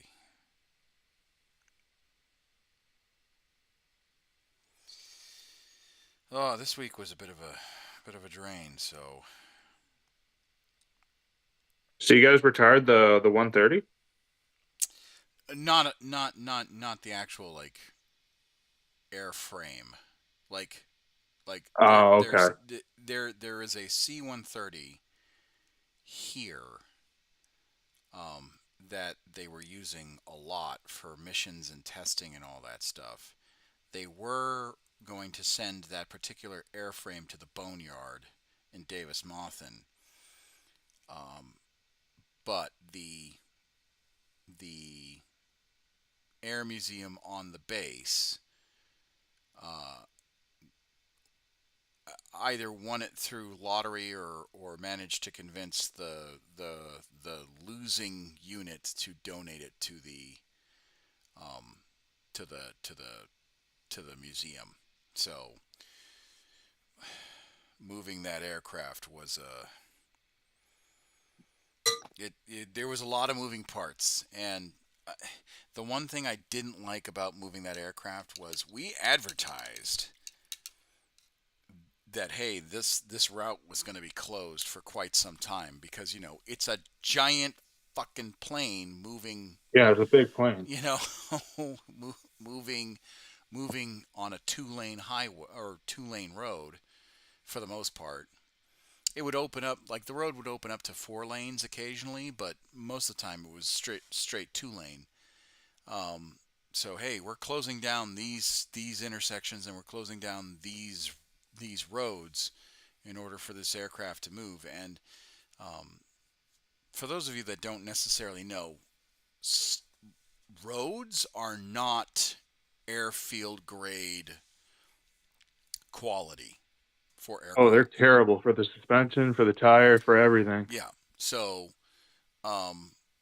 as this C-130 is being towed by a utility stubby down this road that is only designed for cars, you could see the aircraft wobbling, and it was not wobbling like dramatically as oh my god it's going to tip over, but it was wobbling enough to where there was like 2 or 3 different instances where they had to take like sharp turns and corners where I was like, oh god, please don't fall.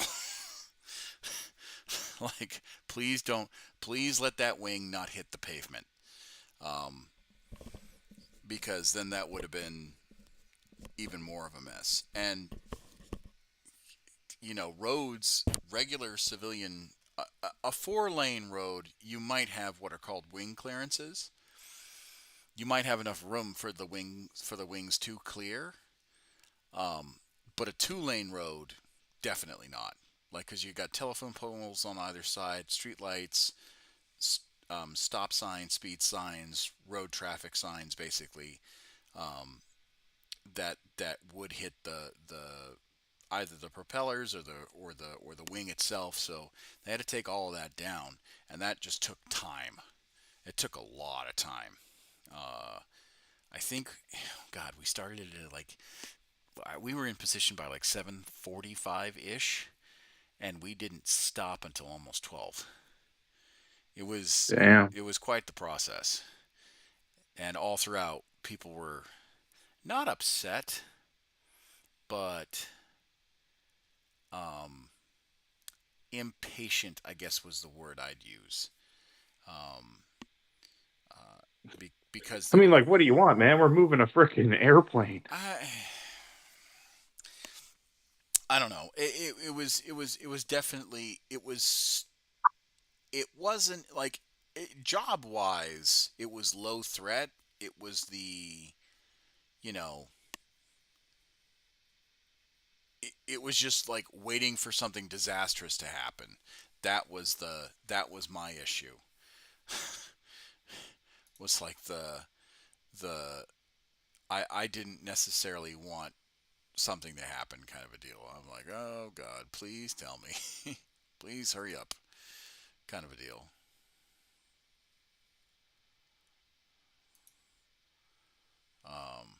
But yeah.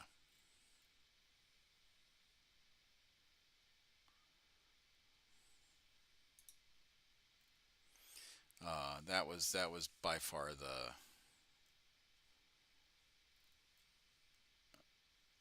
um, that was by far the the biggest issue. Um, that was a big movement for us. Anyway,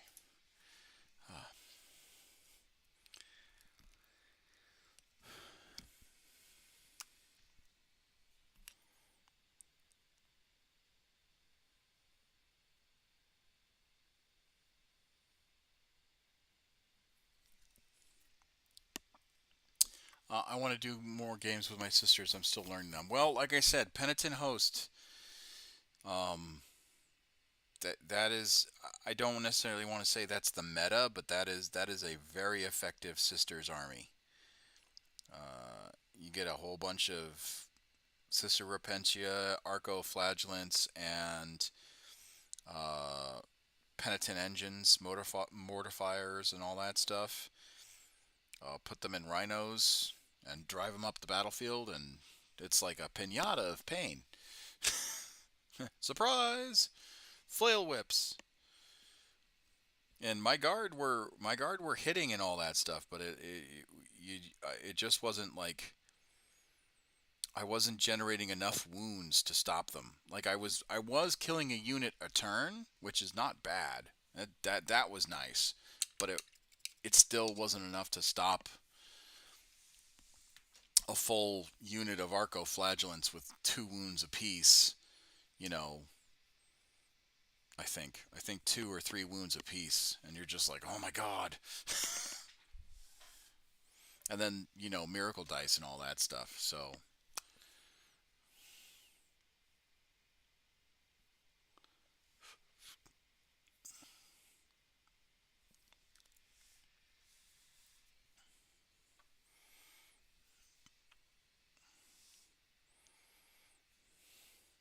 Hell, I think a penitent host army would have problems with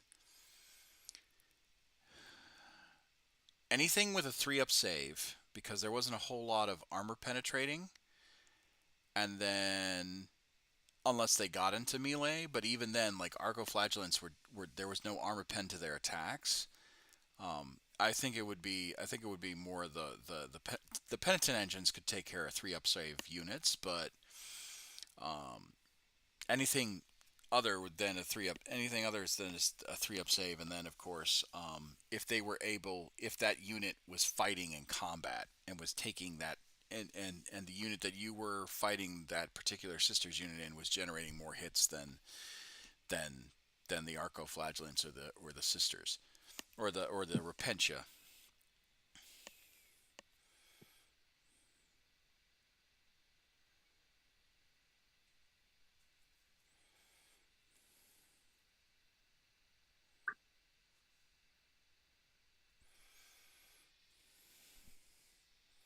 All right, let's make some good looking paper. I should mention my army is a little over 1,000 points aside, so about 2 combat patrols and a unique box I forget the name of. Well, the combat patrols for your sister, that one is probably. Hold on, let's see what the combat patrol is. Let's see what that looks like real quick. Because if it's the one I'm thinking of, you're almost there.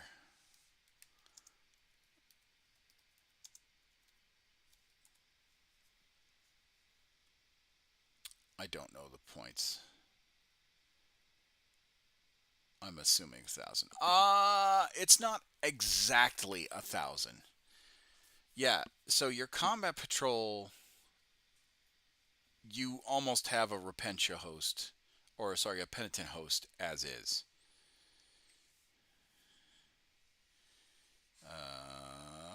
Let me see.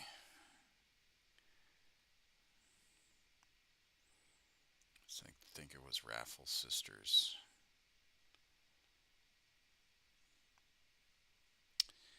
Yeah, for the. Oh well, it didn't. I didn't have a Hospitaller in there.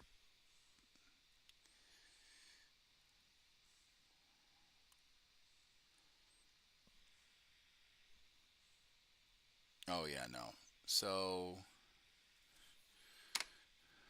1, 2, 3, 4, 5, 6, 7, 8, 9, 10. All right. So for the combat patrol, hold on. I'll make the combat patrol sisters. That's easy.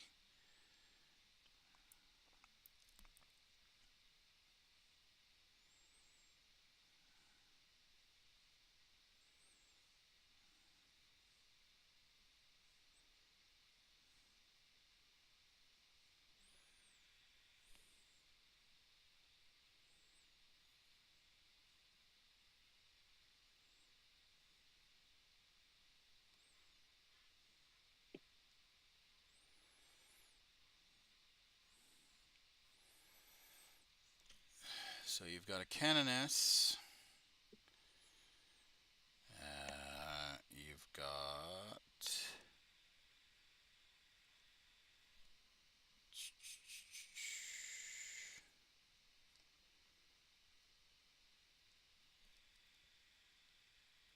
So you have two combat patrols. Hold on. So you have two combat patrols. So you've got two cannonesses. It looks like two sister squads.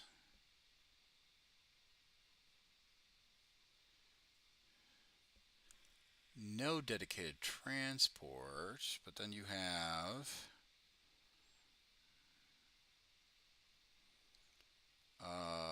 arcoflagellants, two of those squads, and then what looks like to be a 5-man team of Celestin sisters.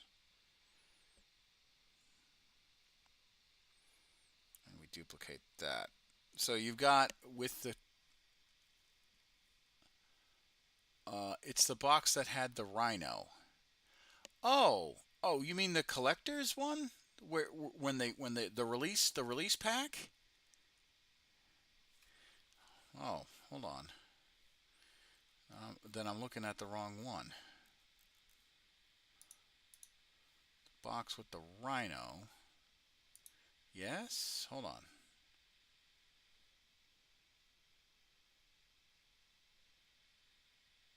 Oh, yeah. Okay, all right. Hold on. I'm thinking of the new combat patrol that came out. So let's get rid of these. So you have...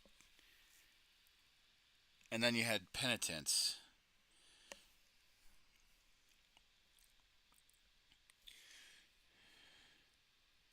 Yeah.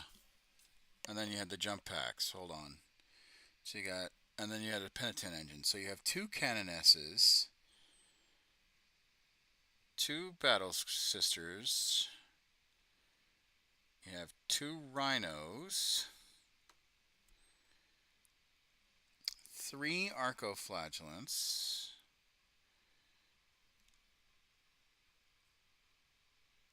you have either mortifiers or you have two Repentia squads, two Seraphim squads, and then you have either mortifiers or penitent engine. We'll just go with two mortifiers since it's cheaper. Yeah, about 1,000 points.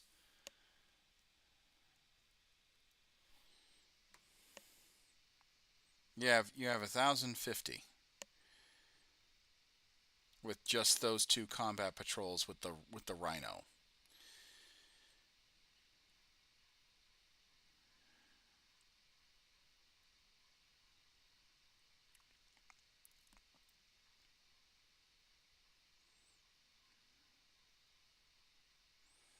And then whatever else you got. And then you found the box and it was a...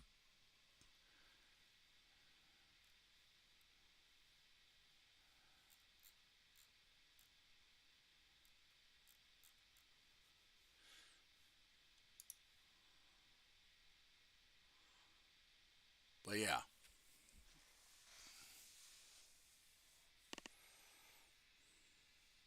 Yeah, if you just built those two combat patrols, yeah, you're at 1,050.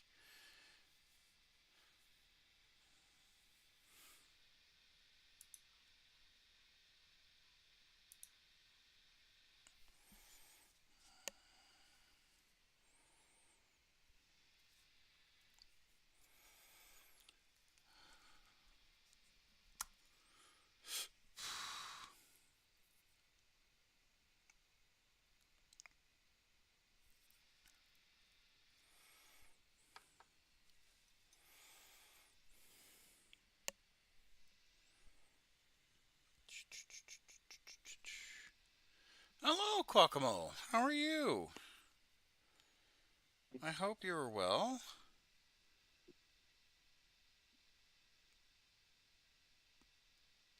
But enough of my army. What do you run with your guard? Well, it depends on the edition, actually. I try to run my Imperial Guard as elite as possible and as multifaceted as possible. When I first started in 3rd edition, I when I first started in third edition, a bit missed with current events, but I did start my new job, so it balanced things out. Yeah, well, uh, look, things are hard. The world gets hard, um, and the only thing you can do um, when the world gets hard is remember the people that matter. Um, do good where you can, when you can, and um, if you feel passionate about something, uh, it's only going to, uh, if you feel passionate about something, uh, you're the only person that's going to do something about it. All right, you got to think of it that way. You can mobilize other people around you, but you got to work with the ground that you're given. You have to work the ground that you're given. So um, remember that you're not alone and that there are people that share maybe your thoughts and opinions about what's going on. Um, uh, but if you see a problem and you want to fix it, you should start to fix it yourself and then get people around you, get them animated and whatnot. That's the only way. Um, if you see something that's bothering, that's the only way that it's going to change. Is that if you actually motivate yourself to make that effective change and then motivate others. Um, and that's all I can really say about it. Because uh, um, I gotta, uh, I'm still under military contract until I get out, so I can't really dive into my thoughts on current events truly um,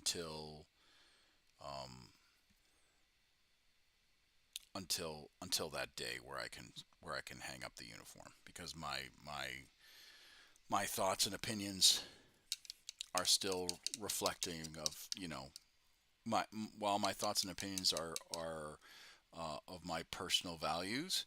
um, I'm still a representative of the United States military and the United States Air Force, so you take the good with the bad. So with that, I can talk about my experiences in the military. I can talk about how awesome the Air Force is and all that stuff. But yeah,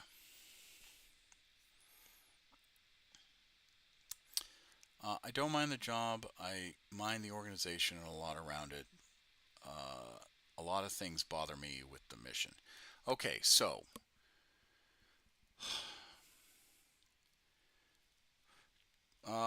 what up, dog? Oh, thank you very much, Dustin Strodberg. Yes, hi. How are you? Um, Thank you for your service. Well, uh, you don't need to thank me. Um, I appreciate the sentiment, but you don't need to thank me. I always wanted to be in the Air Force. I always wanted to serve. Uh, so, um,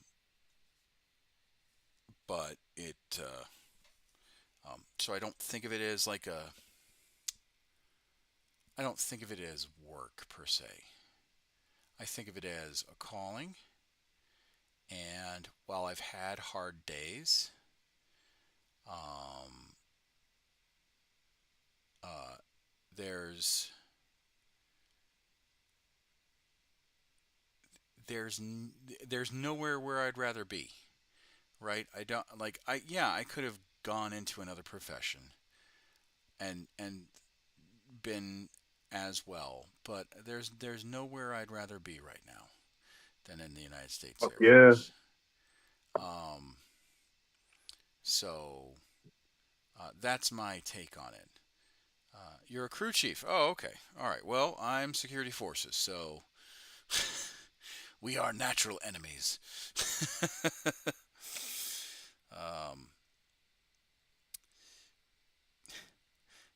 I've had my run-ins with crew chiefs. Same.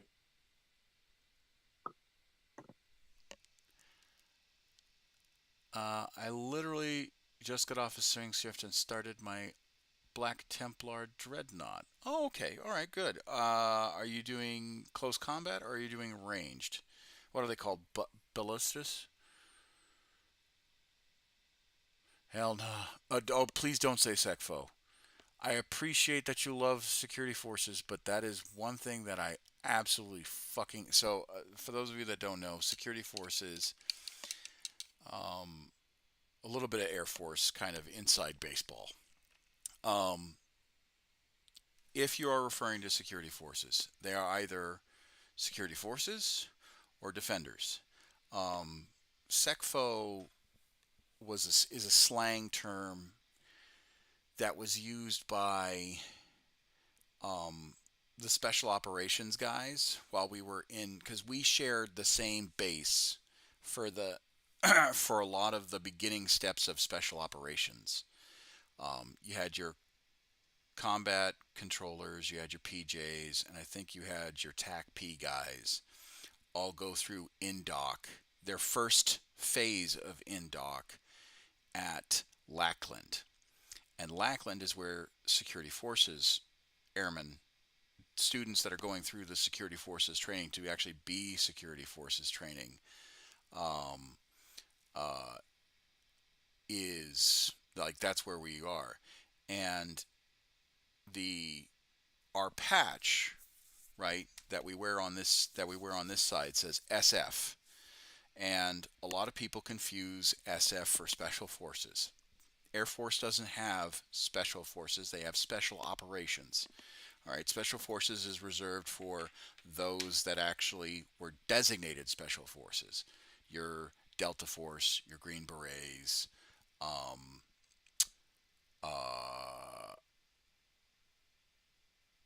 There's one other.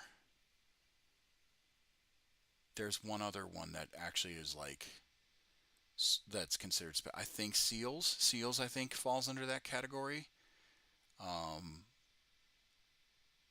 Maybe one other, but regardless. So your special operations, if you work in the Air Force.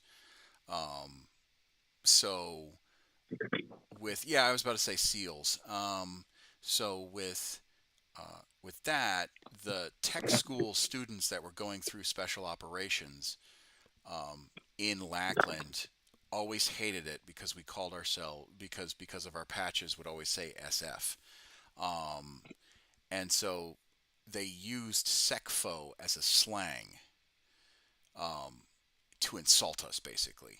And a lot of what and unfortunately a lot of that came out of the fact that the special operations guys, if they got washed out, they would immediately get kind of coded into security forces as a secondary job. And security forces, a lot of people came in security forces that didn't want to be security forces, so it was kind of like insult to injury, as it were, no pun intended. For a lot of people, would fail out of like higher levels tech schools and come into security forces as like the fallback or the backup plan.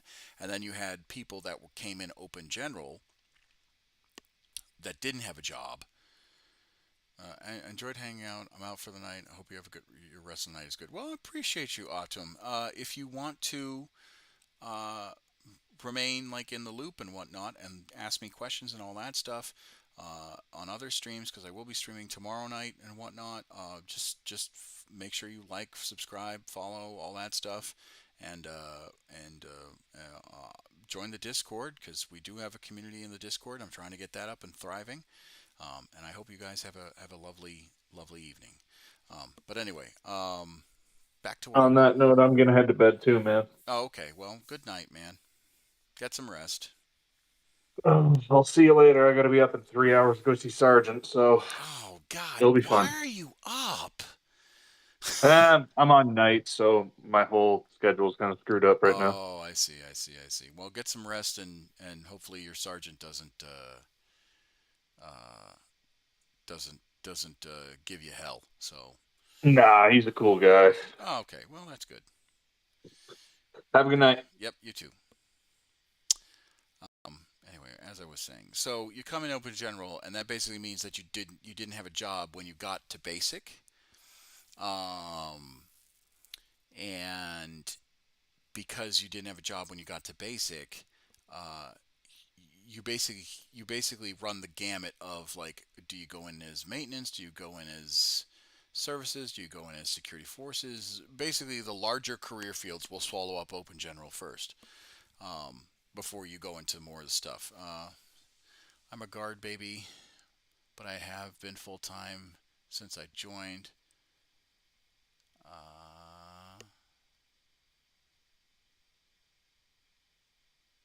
And it was fuel systems prior to switching to crew chief. Oh, okay, all right.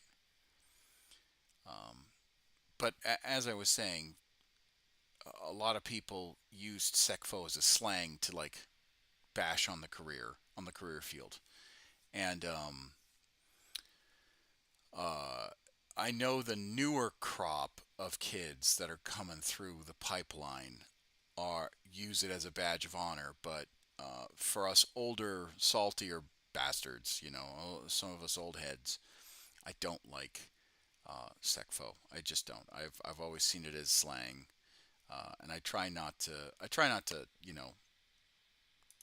I try not to, like, finger wag people. I try and educate because it's important, right? You never know what you're saying wrong until someone actually takes the time and explains it. I almost joined the Army Guard as MP, so I definitely have respect for you guys. Oh no, it's fine. It's fine. I just, like I said, educational. You, if you don't know what you're saying is offensive, and no one educates you on it, you never know. How long have I been in? I've been active for 16. It'll be 16 years this January, because no one ever corrected me. It's like I said, the newer generation of security forces defenders, they don't see it as a slang because they use it. Um, but it's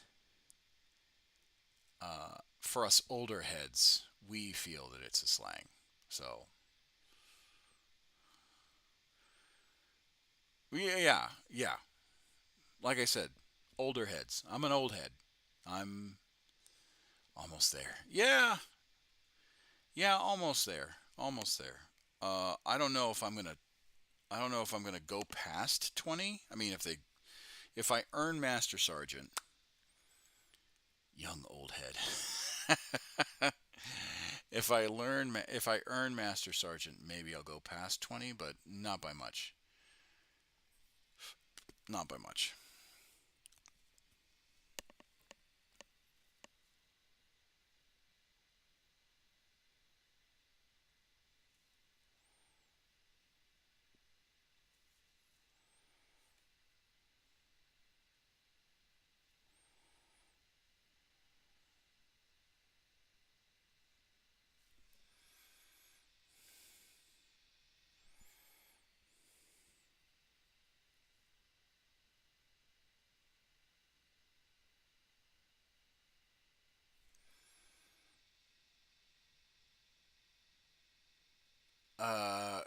You'll go for 21 so your rank can legally drink. That's pretty funny.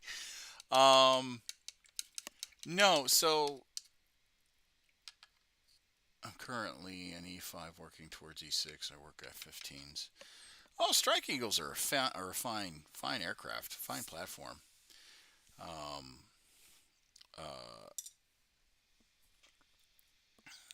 I've worked at RAF Lakenheath. That was a Strike Eagle base before they upgraded to the 22s, and I think they have 35s there too, but I'm not too sure. Um, they were talking about establishing a 22 or a 35 squadron. Of course, this is back in like 2015 when I left, so Not strikes, C and D models. Oh, okay. All right. Well, it's still an F-15 Eagle at the end of the day.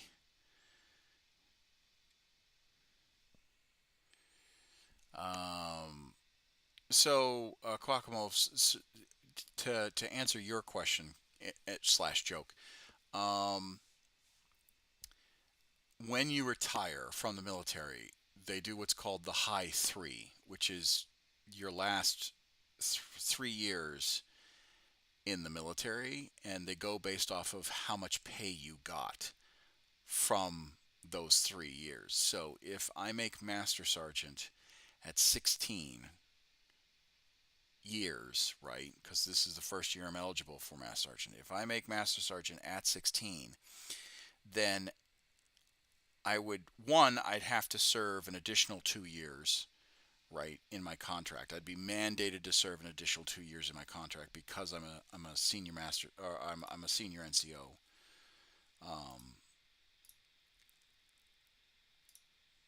And then two. Well, thank you for the follow.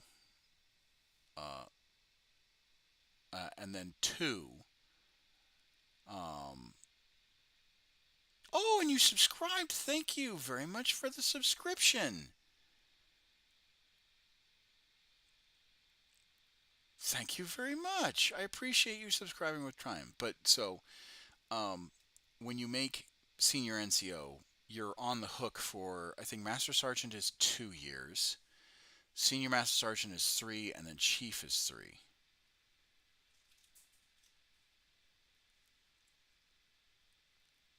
Oh, okay. Oh, Dustin. Okay. All right. Good. I figure you were on here talking to another in chat. It's Dustin for YouTube. Oh, well, I appreciate it. I appreciate it.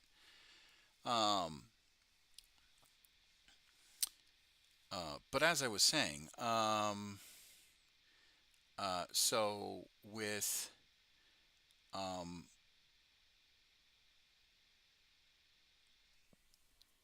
so with once you make that rank, you're on the hook for however long you are. Swapped over to support my brothers in arms.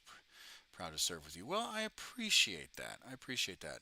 Um, uh, you know, the Air Force is a part of me. It's always been a part of me. My father was in the Air Force. My aunt was in the Army as a medical supply officer. Um, my family has had service members in both World Wars, all the way back until the Revolutionary. So um, there was never a point where I didn't think service was not an answer. I'm first generation.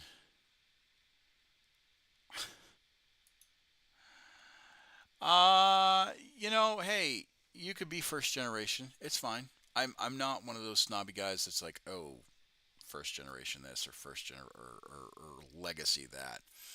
Um, it families serve at different points. Families serve at different points. So I don't poo poo anything like that. But as I was saying, once you hit near your retirement window, my wife and I joined for the benefits and stayed for the camaraderie. We love it. Well, yeah, that's a good reason. That's a good reason. It's always a good reason. My wife was first generation military herself. And then, or maybe not first generation, but definitely, because I think she did have someone who served in the military as well. But I think it was like further back in her genealogy, in her family history. Um, uh, and we met at RAF Lake and Heath. But yeah, back to the retirement thing. So if I rank up at 16, then I can retire at 20 as a master sergeant, without having to serve additional years. But if I rank up at 17 or 18, or if they get me at 19, that'll be funny. Um, uh, then I'd have to serve those additional 3 years plus, or the 2 years, and then serve another 3 to get that higher retirement pay.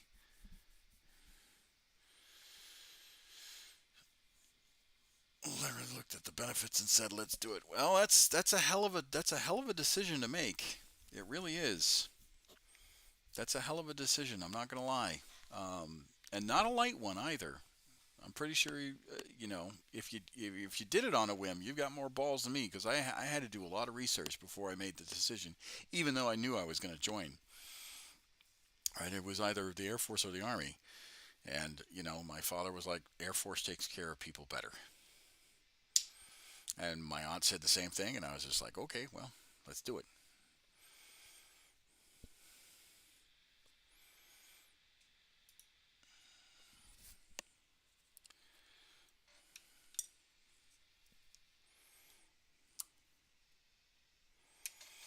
And I always wanted to be in a in some sort of ground support / combat role, and security forces is considered the Air Force, the Army of the Air Force, so or the infantry of the Air Force, I should say.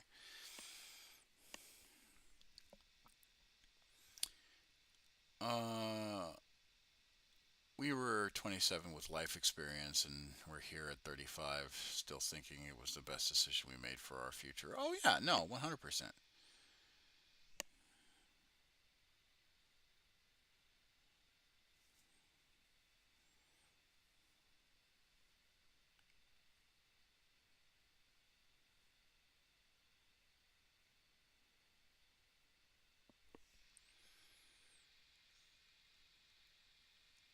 Sorry, man. Every time you go paint, I send a message. It's okay. That's all right.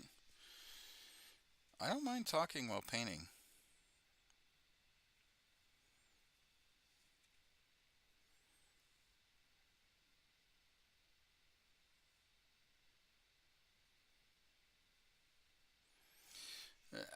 This is me getting slowly back into painting after taking like 2 weeks off. So, plus I'm doing very fine details. So, slowing down and talking to chat is important, because I don't want to screw up the work I'm doing.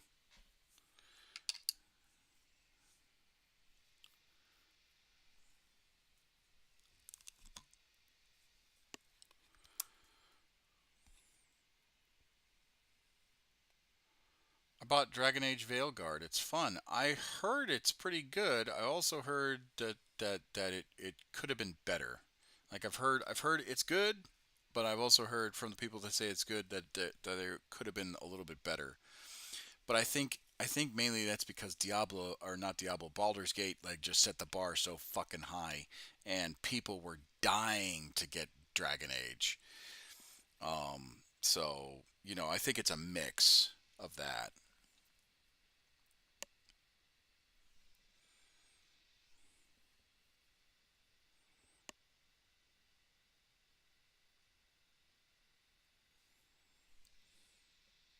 I've encountered a lot of bugs though. Yeah, so that's why I'm waiting before I start streaming it, because I heard that the bugs are fantastic.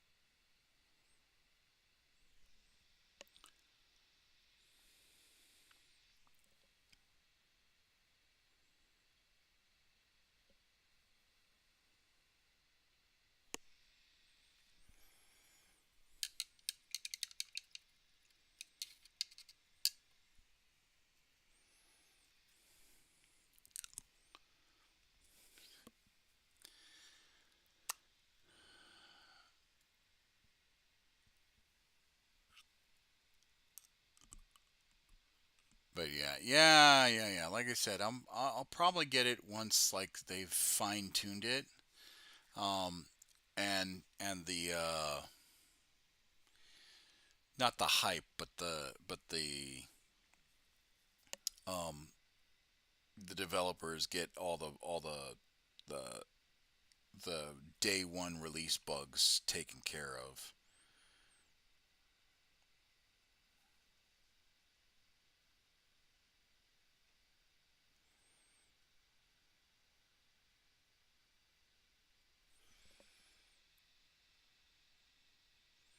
You can drop kick enemies.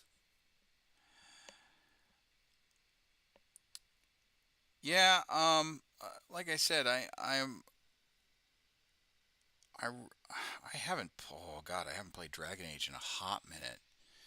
Um, I loved Dragon Age. I love Dragon Age Origins. Dragon Age Origins was my fucking jam when I was just a wee lad.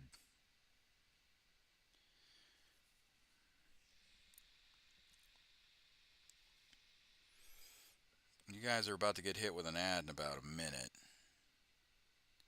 But yeah, I loved it.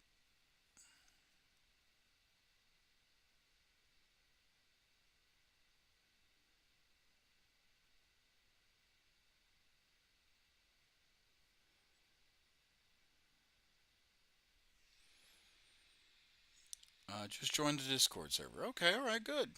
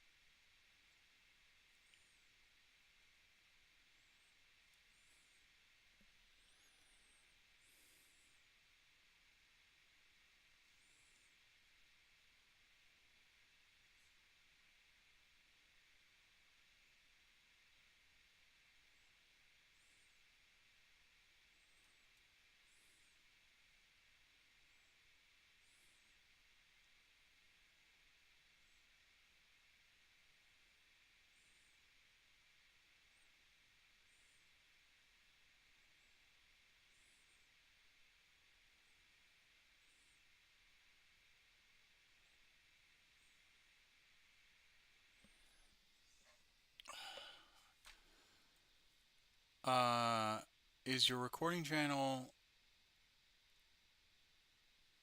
I don't want to. No, no, no. So the recording chat room is if you want to jump in and actually talk, and be your voice will be on the actual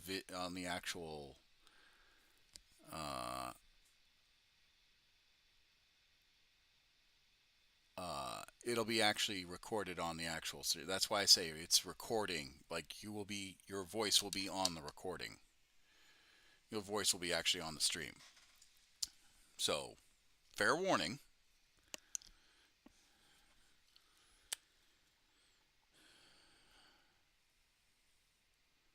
Some people forget that when they jump in.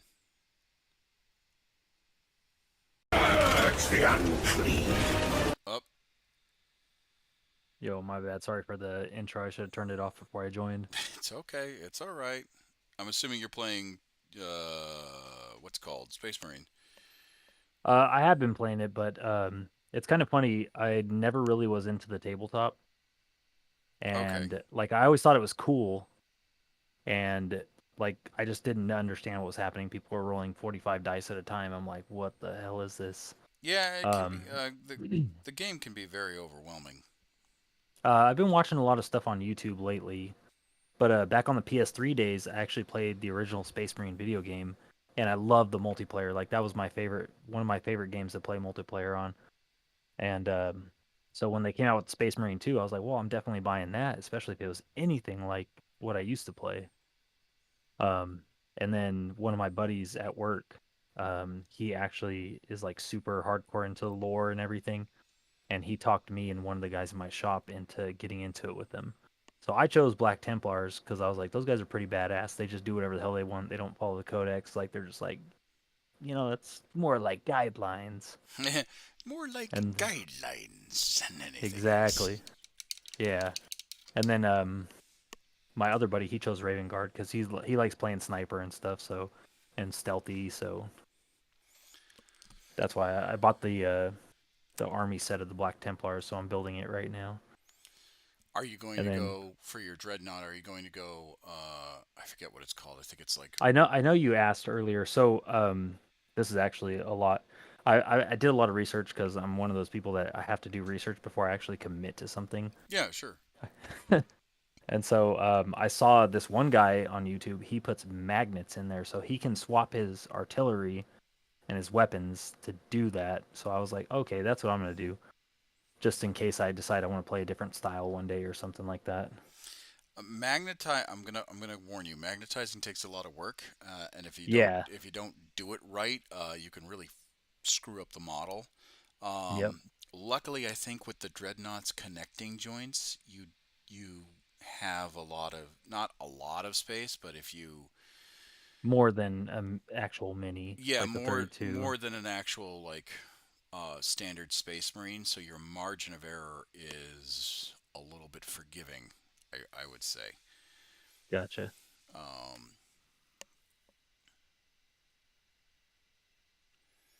but yeah, Well, thanks for letting me join in, man. It was a lot of typing. I was like, maybe I could just join his Discord and chit chat with him. no, it's anyone is more than welcome to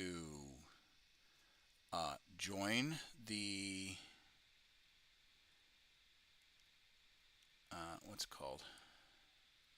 The Discord, the server. Uh,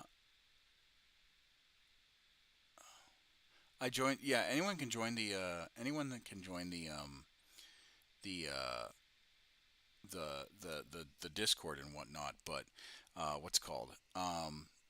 As long as they know that what they say, particularly when I'm on stream, is going to be recorded, right? Because this, the Twitch will be up for 30 days, and Yeah, then yeah.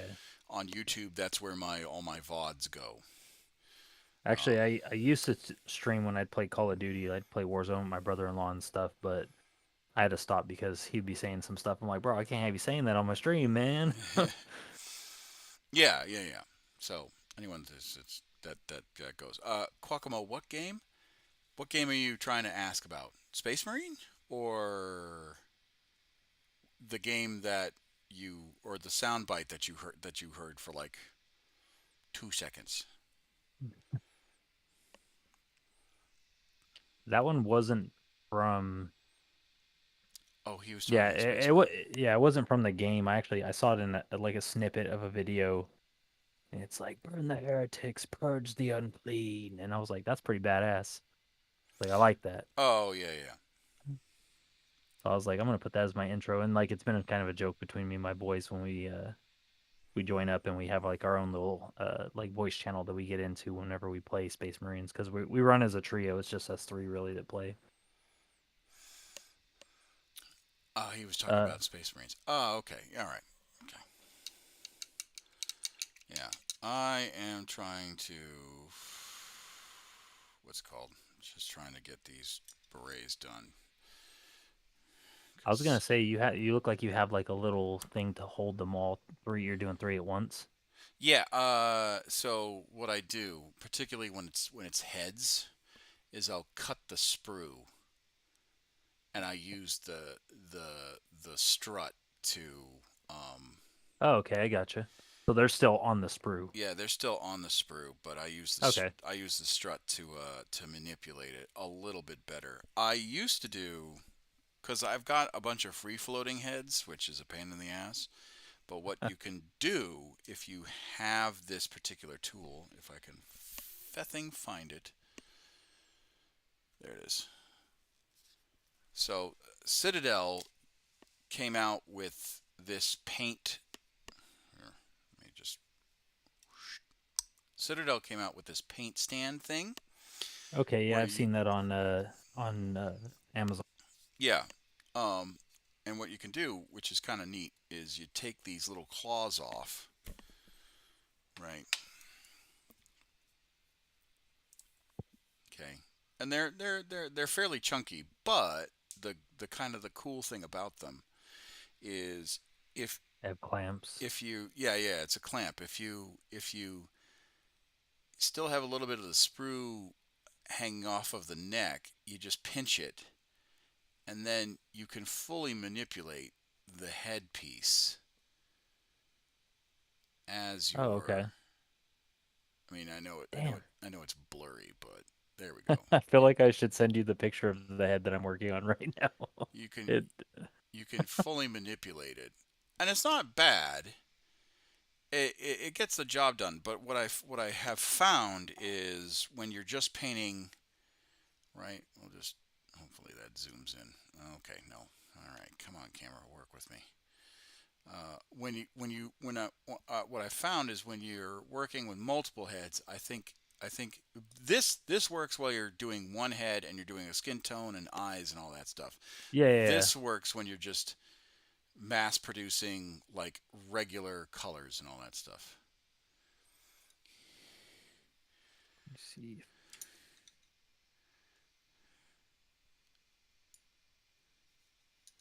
I don't know if you're able to see the chat from Discord, but I'll show you. I can. Hold on.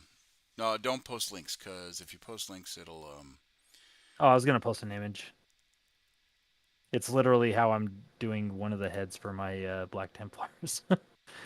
Okay, It's hold funny on. that like I saw how you are doing yours, and that makes way more sense.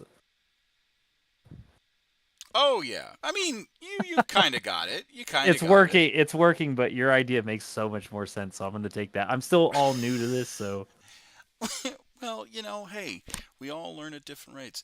Herr Stone, guten Morgen. Wie geht's, mein Herr? My German is not as good as it used to be, so please forgive me if I butcher. yeah, I picked this dude's head because he has a pretty dope mustache, much like your own. Pretty dope. Thank you. Thank you. Mine doesn't grow in that thick. I can grow a decent one, but it doesn't grow in that thick.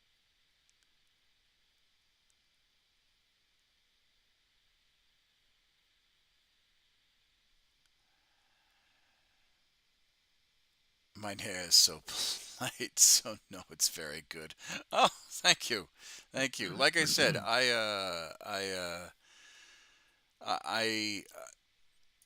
my, I haven't spoken German in quite a while. Like my German's super rusty. Um, I used to be able to read it fairly well. Now it comes and goes. I speak it occasionally, but yeah, it's not bad. It's not bad. Um, it's more like a sneaky shop vendor. And hellos to your friend there. Yeah, oh, thank you, thank you. Yeah, I've been out of practice for quite a while when it comes to my German. So my wife actually knows more than me now because she uses the Duolingo, which I know that a lot of people have mixed opinions about. That makes two of us. My German's also rusty as hell. What's it called? I know people don't like Duolingo because they say that it doesn't mimic actual conversation. Well, that's hard to do for a different language than you speak, anyways, because like in America we speak a certain way, but in Mexico, like verbs and nouns are switched around, and the same in Japanese. So like it's always different like that. Duolingo for Japan. I use Duolingo for Japanese whenever I got deployed there. It was pretty awesome. It helped Uh, me study for when I got there, but whenever I was there, I actually had conversations with people, and I learned their. You kind of like I was there for 3 months, so I kind of learned how they like conjugate their sentences, and I was able to like start ordering and understanding like conversational stuff. so I was Super basic. So I lived in Japan for 5 years at Misawa Air Base.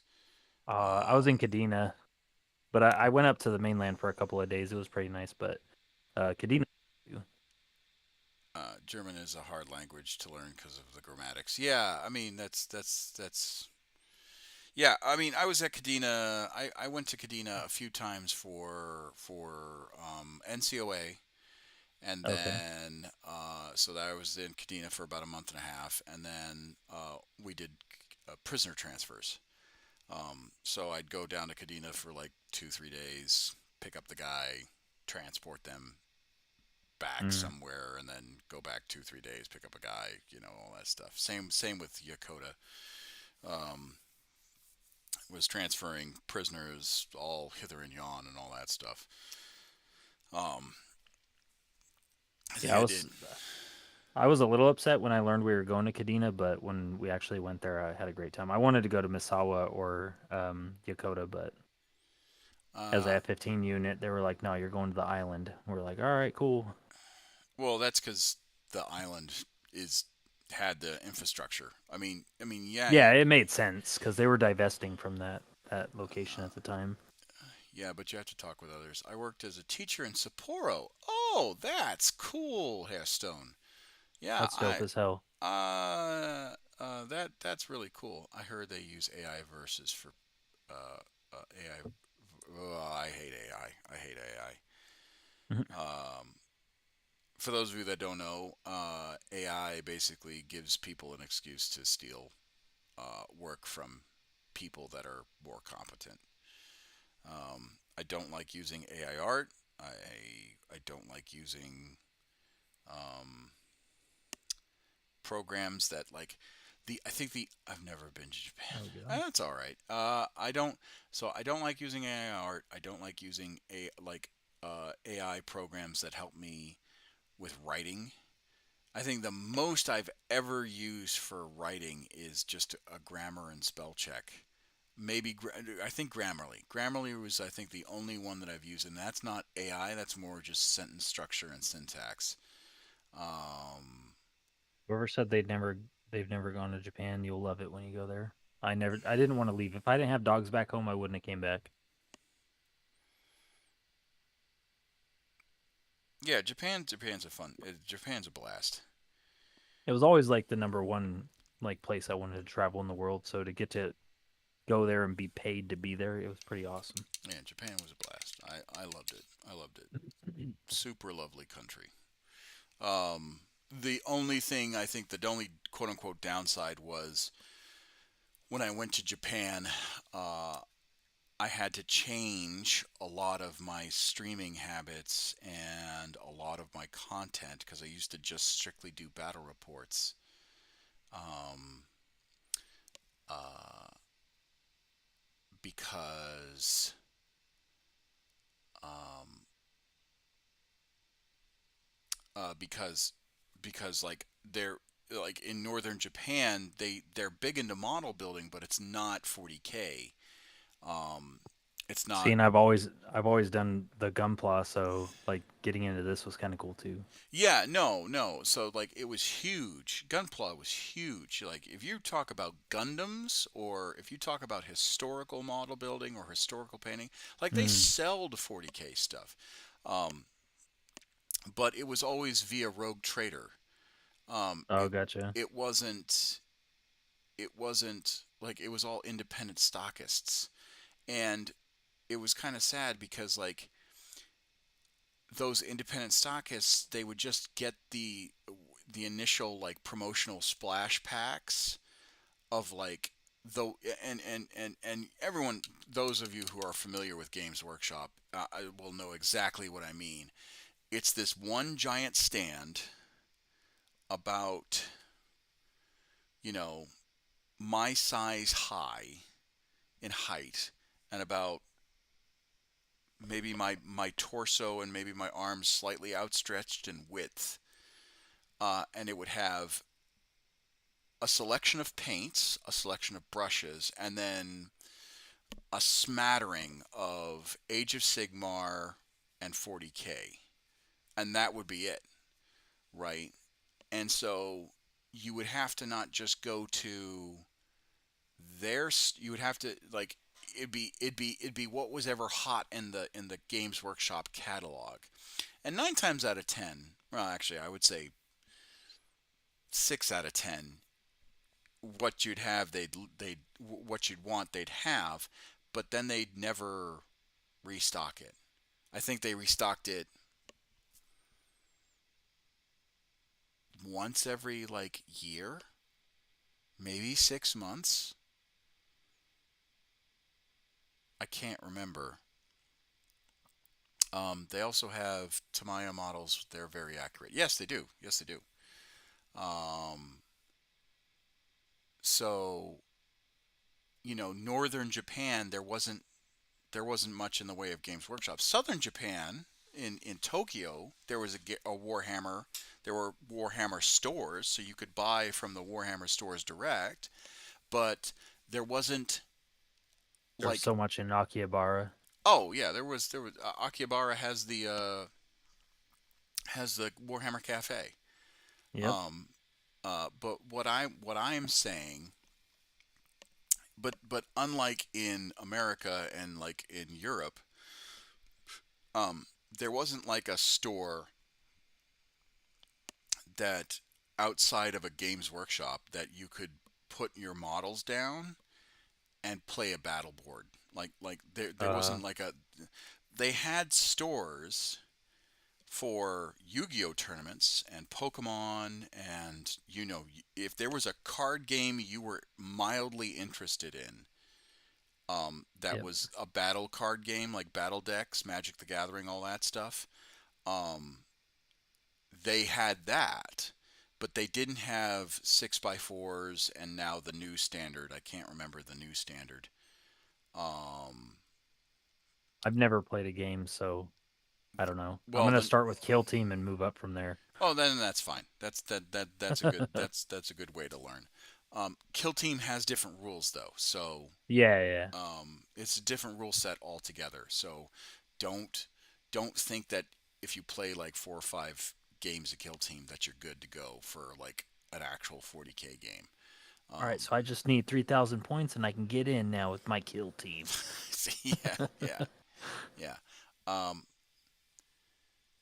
the hobby stores keep the hobby, but yeah, Japan loves card games. Yeah, no, and that's what I'm saying. It's like, and because of the no competition, and you couldn't like way back when, before Warhammer TV was a thing, if you were good with the company, or if you were good with the local game store, the local Warhammer game store, they would allow you to film in the Games Workshop your battle report, so long as you didn't say that you were filming in a Games Workshop, and you didn't film any of like the customers or anything like that. You had to keep your camera locked on to the battle table. Mm. But when Warhammer TV came about, um, that stopped immediately. So you had to then go to your local gaming store that wasn't a Warhammer affiliated. That wasn't Warhammer. That wasn't like an actual corporate store. Um, so, and in Japan, they don't have a gaming space for tabletop war games like that. They just don't. Or if they do, I never was able to find them. And I was there for almost 5 years. So, I don't. I yeah. I was just recently there last year, and I don't remember seeing a lot of like tabletop like this. I saw obviously card games everywhere. Anywhere you went, there was a space for card games, but no tabletop. yeah, yeah. But like So, not like here in the States, like a lot of places they have like a whole room dedicated straight yeah, for just yeah, Warhammer and everything like that. yeah. So, now that I'm in the States, I can start filming, and I have been starting to film battle reports again. But it doesn't. It, it's not as impactful as it used to be when I started the channel. Hmm. Um, uh, Well, you know, dude, I'm super glad that somehow randomly the YouTube algorithm brought me to you. oh, I appreciate it. I appreciate it. I always welcome like-minded individuals. You know, It's just everyone. crazy that you happen to be in the Air Force too. So I was like, holy shit! Like this is like everything I deal with every day. Yeah, yeah. So you know, the new things are very hard for Japan to accept.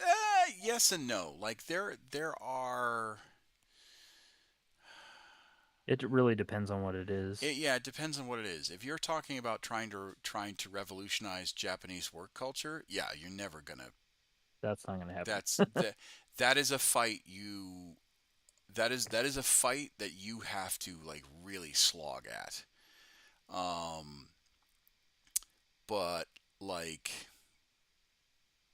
how do I say it? Trying to think. Yeah, that's a fight you're just going to have to like really slog at, and you may not be successful, but at least you try, right? But like things like anything entertainment, they're really like gung ho about because you know, um, as part of like their lifestyle culture, you work really hard, but you play hard too. The fucking karaoke bars were my favorite. Yeah, I was there every weekend. They knew that me on a first name basis. that's not my plan. But if I were to move there, I would have to deal with it at some point. So visiting is already good enough. No, no, no, and that's fine too. Um, I will say that there were points like while I didn't have a bad experience in Japan, um, I did know people that ran into. I don't want to call it. Issues. I don't want to call it xenophobia ish. Oh, they're pretty racist in Japan. Well, yeah, I don't. Yes and I no. mean, I think a lot of like for example, for those of you that don't know, Kyoto now is kind of shut off to tourists. Like yeah, you can still go to Kyoto, but you can't go to the historical districts like you normally could because people because that one acted. lady chasing the lady dressed in a kimono, fucking chased her all the way down the road taking Yeah, pictures of her. yeah, the geisha. Or she wasn't a geisha. She was dressed in traditional um, Japanese tea room hostess attire. Mm. I don't think she was actually a geisha, like the traditional what you would call a geisha. Um, so like that is what pisses me off is that like you had international tourists and a lot of them were unfortunately Americans making an ass out of themselves and the Japanese government was done with it. What else Um, is new? and then additionally you have and again you have American service members making an ass out of themselves Themselves. whether it was in Okinawa or in mainland Japan and the Japanese government was done with it. So you had um, you had people just like all right we're just gonna stop. You had the governor of Kyoto and I think the prefecture governor too saying this is what's gonna happen um, until things get better. Um, I'm 100% with that too because I saw a lot of people, service members, making an ass of themselves, acting like they were in America while we were there, and I hated it. It was really irritating. oh yeah, yeah, And these were like masters and chiefs that I knew, and I was like, really, bro? Like, come on, man, yeah, yeah. you ruin it for everybody. Like the people that carve into the historical the Tory Gate. Yeah, I know. Yeah, I know. Oh my god. Oh my god, that was that. I when I saw that, I was I think we had just gotten to Japan when that story broke. Um, and it like it's wild what makes national news in Japan. And I say that not as like a dig, but like you definitely see what their priorities are versus like our priorities, or versus anyone who lived in England's priorities, or all that stuff. Um, and you're just like, oh man, they really focus on X, Y, or Z, you know. So have no manners. Yeah, no. No, so the Mario Kart streets in Tokyo, that's an actual tourist attraction. That's okay. The problem is that um, for you to actually do that, you have to abide by obviously Japanese uh, rules and regulations when you're driving. But the other issue is that you know um, people would like, even though that's a tourist attraction, people would it would get out of hand. Um, like people would throw stuff while they're in the while they're in the little race carts at each other, right? And you'd be like, guys, you can't do that.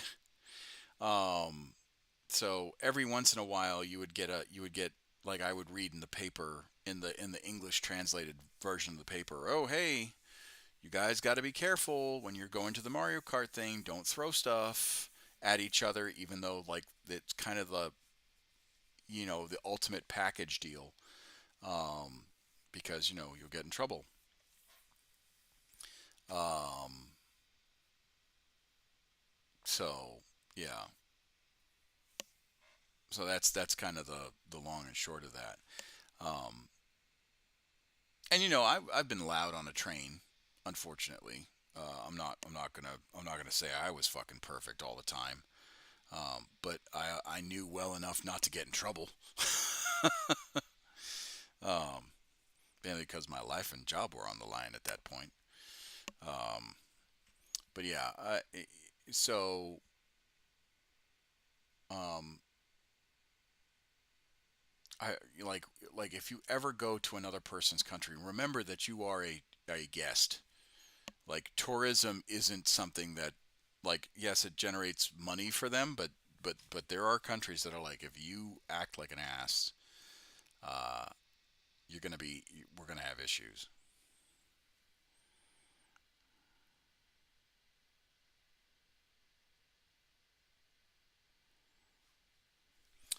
Uh, Honestly, I'd probably be loud on the train. I try not to be, but yeah. You just have to remember, like, this isn't my home. Like, would I act this way at my house? Kind of a deal. A lot of things I learned when I was there was just like read the room. What's everybody else doing? Okay, try and be as much of that as possible. Oh yeah, facts. Blend in, like, try and blend in as much as possible.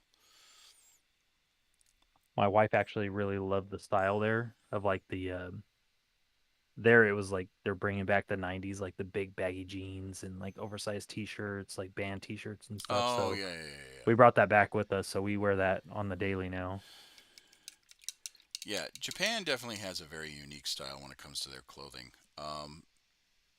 So I was gonna ask you what I see you're using Citadel paints. Are those the best paints to use? Because I use a lot of acrylic stuff, like stuff I found on Amazon. so and for learn Japanese so you can meet people. Well, yeah, that too. That too. I knew just enough to get around and get to a translator if need be. I knew just enough to be polite and to tell them that I am an American that does not know Japanese, and I am sorry. But to answer your question, acrylics are fine, but uh, just like any sort of proprietary, you know, any sort of proprietary product, you want to use the product that it's designed for, right? Mm. Now, people swear up and down that Army Painter paint is just as good or Vallejo paint is just as good. Um, but again, Citadel paints are specifically designed and made for Citadel models, which is what Games Workshop is. Like Games Workshop, Citadel are like the two companies together, um, uh, that make up that company. So Citadel paints are good for for Games Workshop models, and that's what they're designed for. That is not to say that if you buy a bunch of Army Painter or Vallejo that you're wrong, because I'm not a purist like that. But it is that's the um, that's what I'd suggest. And yeah, Guacamole's the same. I agree. Yeah, Citadel, I see Vallejo, that. Army Painter. Um, I, I used Citadel the first night. I went to a paint and sip with the guy that like originally turned me on to like doing the painting the minis and everything and buying stuff like this. And like I was like, all right, well I'm gonna dip my toes in. I don't want to go hardcore and buy a bunch of expensive stuff and be like, oh, I don't like it. And then so I bought some stuff off of Amazon, some like cheap acrylic, and I had to learn how to mix the paint because my first couple models came out terrible. I mean, And I mean, yeah. So it all depends on like my first model. I think I used testers. So, it depends on it really does depend on how deep you want to get into the painting. Um, oh, they used to classify painting skill. So like your level 1 is you're just starting out. Your level 2 is you have at least like 3 or 4 colors on your model, and you don't necessarily have all the fine detail done, but it's what's called battle ready. So it's on the board, and then from a distance it looks nice. yeah, But don't look too close, right? don't pull out the magnifying glass. Level 3 is um uh level 3 is like you're learning. Not only have you learned the basics, but you're starting to explore with the fine details, and you're starting to explore like mixing paint combos and paint recipes in order to get The um, desired look. yeah, the Or desired look and whatnot. And then level 4 is you've mastered layers and mixing paints and lighting effects and all that, or not lighting effects, but some effects that are different to your army. And then level 5 is you're a fucking golden demon like applicant. You're I'm 100% level 1 right now. Then so that's like the old scoring system for and level 5 is like you don't put the model on the battle board, right? It's like this is a showcase model only. Um, uh, for you, if you just want to throw dice around, level 2 is perfectly fine. Maybe level 3. If you get to level 4, I would say don't. Mainly because you've spent all that time learning your craft and perfecting it, and you don't want to run the risk of the model being broken. You know, and level 5 is I would never, even if was able to make an entire army level 5, which I'm not. I'm not a level 5. I'm like a level 2.5. Sometimes I'm a level 1.5. But I would never make a level 5 army to go on the battle board. I just wouldn't, because I run the risk of it getting broken and all that stuff. And getting once, chipped, the yeah, paint getting chipped, paint stuff getting like that. chipped and Yeah, I all get that it. stuff. So, those folks that do level 5 full armies, it's like you're crazy. You're insane. Not not saying that that's a not saying that your talent is bad. I'm just like, why? It's crazy that you'd want to put that out there. Yeah, like that goes home. That stays in the display case. And I feel like that's like the running joke right now between me and my buddies is like who can paint the best model. Because one, he's Night Lords, Yeah, and then I'm Black Templars, and then the third guy's Raven Guard. So the Raven Guard guy hasn't got his stuff yet, but on the 16th this month we're gonna have a paint and sip. yeah. And so I feel like the Raven Guard guy is gonna be like super behind us because we've been practicing and doing our thing Well, for a that's couple okay. months That's now. okay. So yeah, but we're trying to lean him into it. We're trying to tell him, hey man, it's worth spending the money on, you know. Uh, Actually, I bought Primaris Crusader squad of the Black Templars, and I gave him one of the little models to paint the first time we did a paint and sip. I was like, here, man, paint this, and he did pretty decent. And me, I didn't know how to mix paints at all, so I was like, okay, yeah, that looks cool. But then I was trying to put white on the pauldrons for the Black Templars, and I was like, oh, okay, that looks like shit. What the fuck? What have I done? Just paint them comic style, just colors, no lights. Yeah, no. I've seen cell shaded models, and they don't look bad. I would be able to pull them off though. Particularly how detailed your cell shading can look and like react.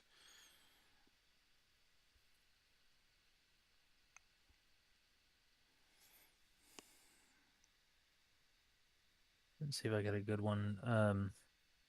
This is probably the one I'm most proud of. Is the one I posted in your on the server chat. Oh, that's not bad. Well, purple's my favorite color, so that's what I went with. I was like, and I read up before I was like, I don't want someone being like, oh, there's no purple Black Templars. But then I was like, there's so many Crusades going on right now. Like, you don't know if there's not a purple Black Templar somewhere out That's not in the bad. space somewhere. That's not bad. And I kind of modified the top part because originally it was just a little Black Templar like cross at the top, but I cut it off and I put the skull on there because I thought it looked cooler. No, And I was trying to build a heavy, but I was like, he's got a heavy bolter. That's close enough.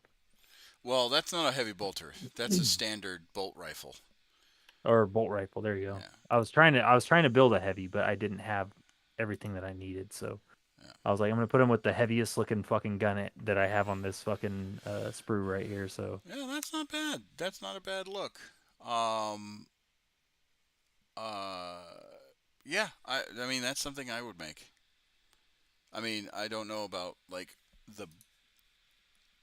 I think your painting is just slightly heavy, but like, yeah, that's something I would do. Be back in a I'd few probably minutes. get it thin a little bit. Thank you very much to join the Discord. Oh, okay, all right.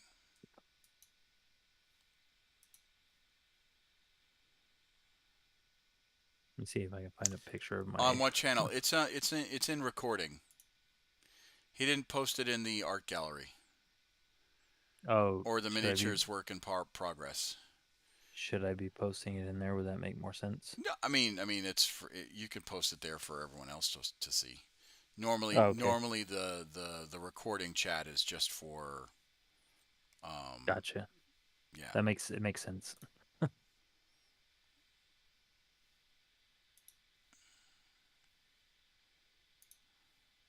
I kind of want to show the first one I painted at the paint and sip because that one was fucking garbage.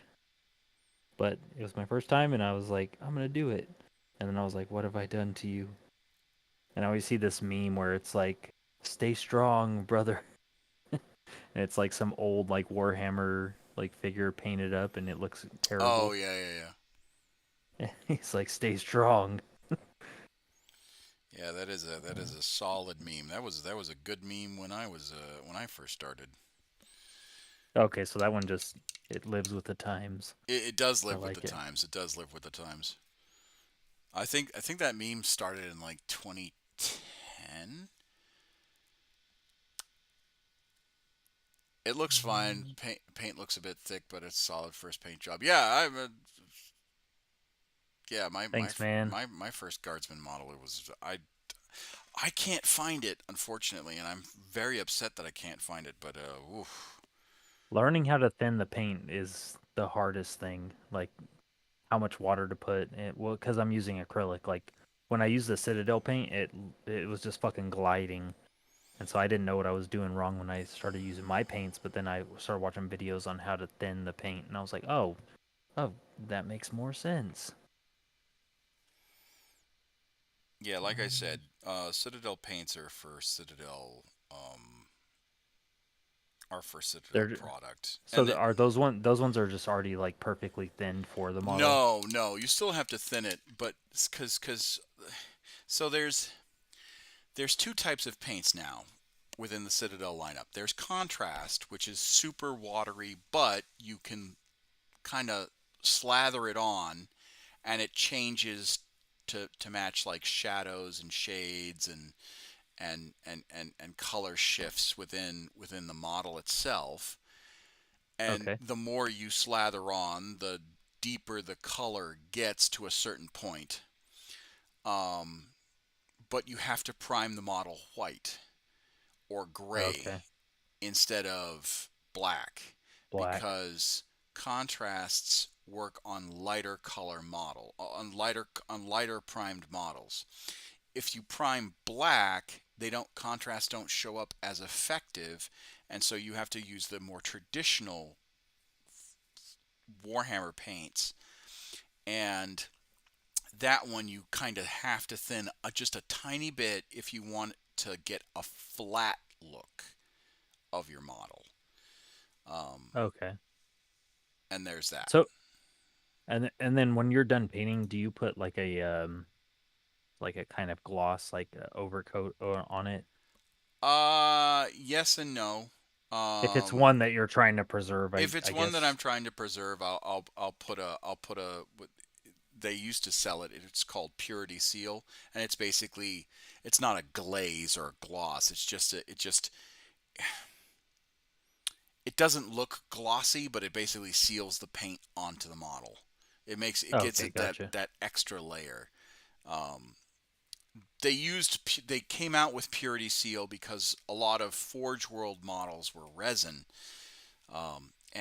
and paint did chip off of the resin, so they came out with this. They made this recipe primer, so that once you're done painting your Forge World model, you just spray that Purity Seal on it. I don't think they sell it anymore. Hold on, let me take a look.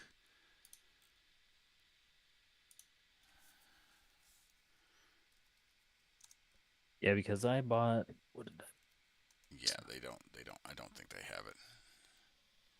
I think I bought it just because I thought that I needed to have it. Was like the Mr. Hobby Gloss Premium Top Coat. Yeah, they don't. They don't have it. They don't have Purity Seals. The That's actual one of spray. They have the old Purity. They have Purity Seal my. pins, but not the actual spray. I went off a lot of stuff that my buddy from like, doing Gunplas, because I only put them together. I never painted them. I was like, yeah, this is cool as fuck. But he paints them, and he does like he actually like he'll buy a model for somebody, paint it up like how they want it, and then he'll sell it to them. Oh yeah, Like yeah, yeah. they pay him to do that because Yeah, he's really good. I don't. I'm not that good to do commission work. Let me tell you. Yeah, neither am I yet. I I want to be someday. I think it would be cool, but I've um, painted models and given them as gifts to people, but I've never done the whole like I will paint an army for you to buy. I might do that at one point, but I'm not going to make promises that it's going to look pretty. I will do my damnedest to make it look good, but at the end of the day, I am what they call a fucking scrub. So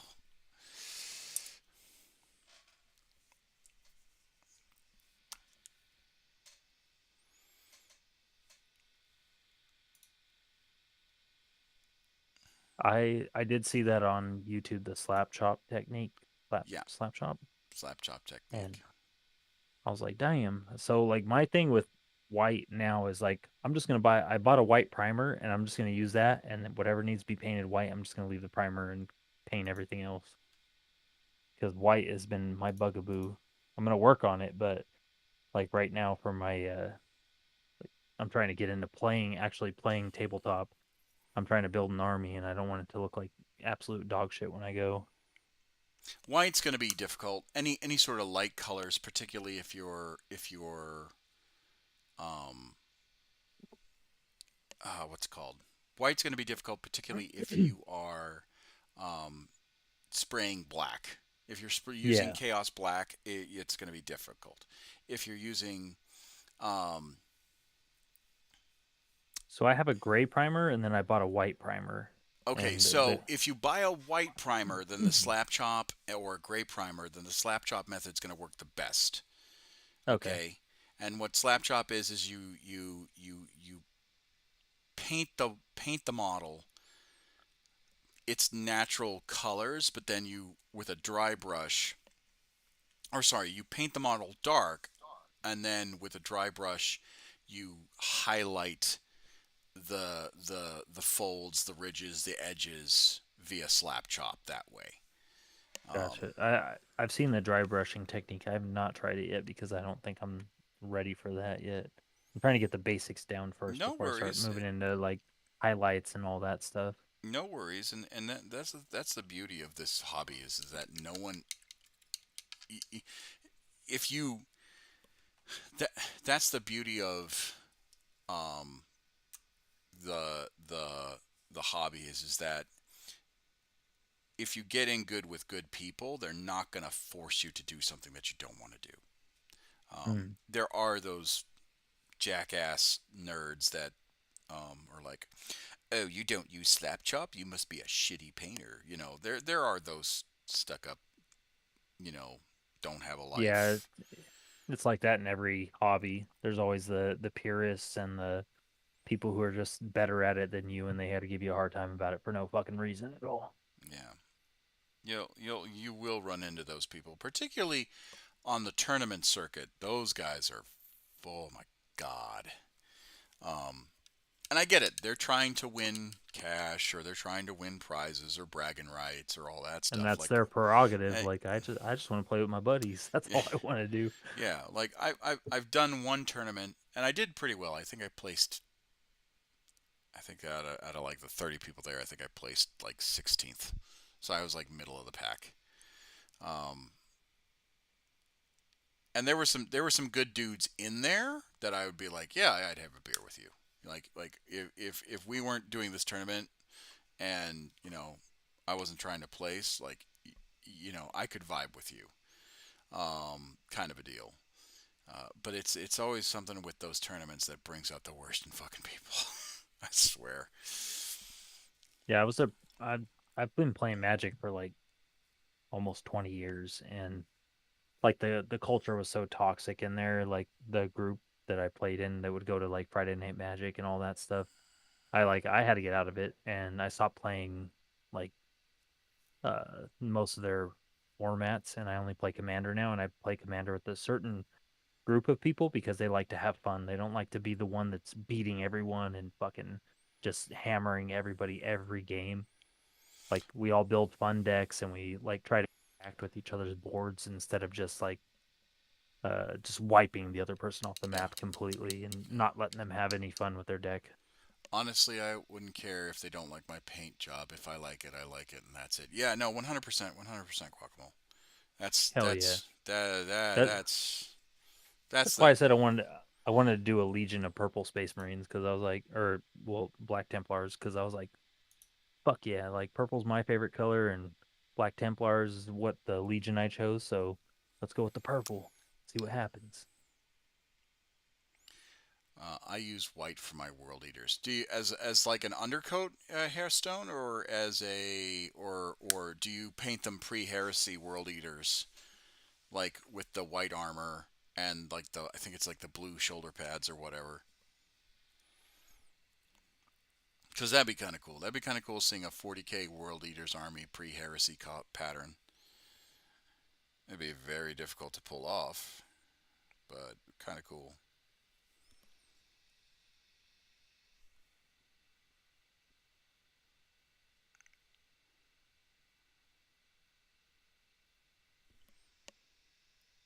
Yes, I paint the army pre-heresy. Oh, yeah. See, that's awesome.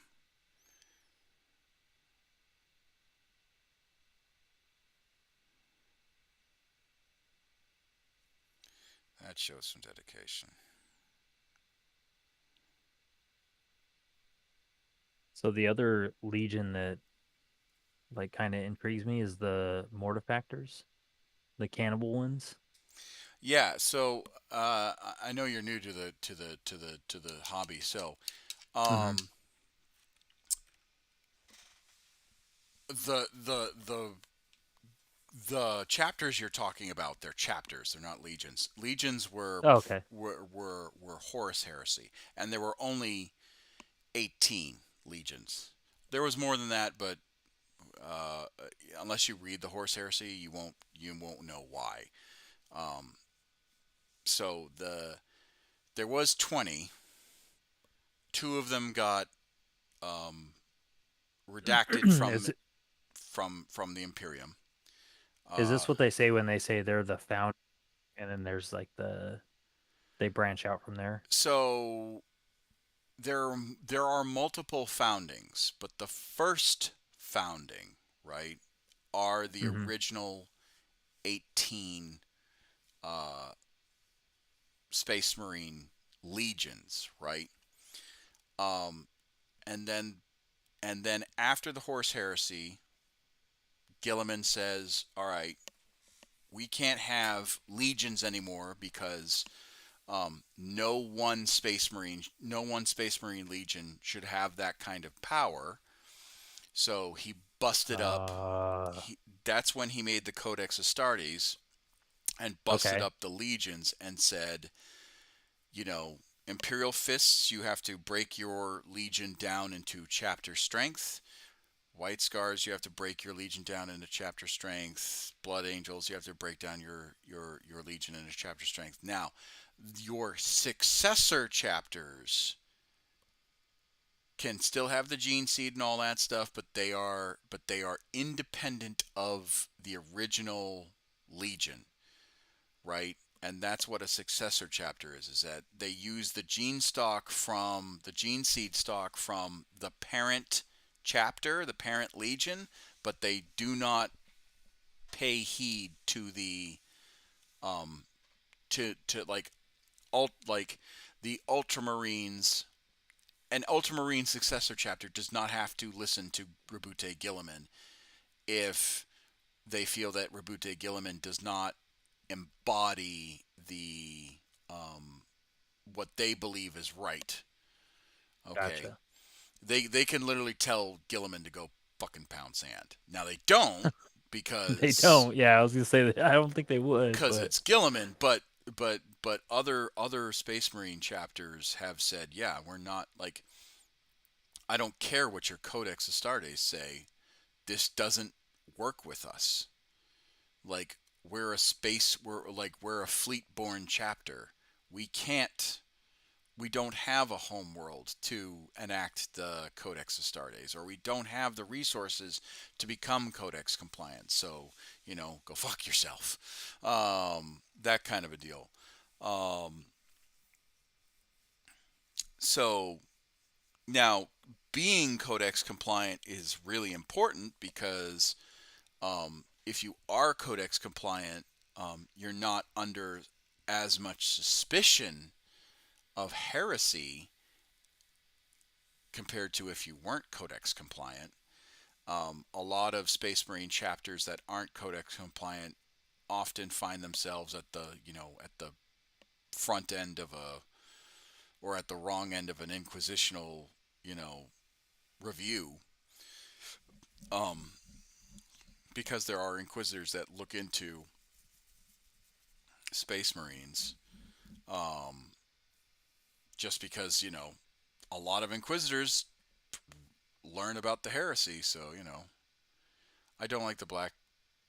Uh, I don't like the Black Templars. Twitter gatekeepers with Black Templar picks kind of ruined it for me. And I get that. I get that, Guacamole. Like, I feel you, man. I feel you. A lot of people, unfortunately, a lot of people co-opt 40K to spread some not nice stuff.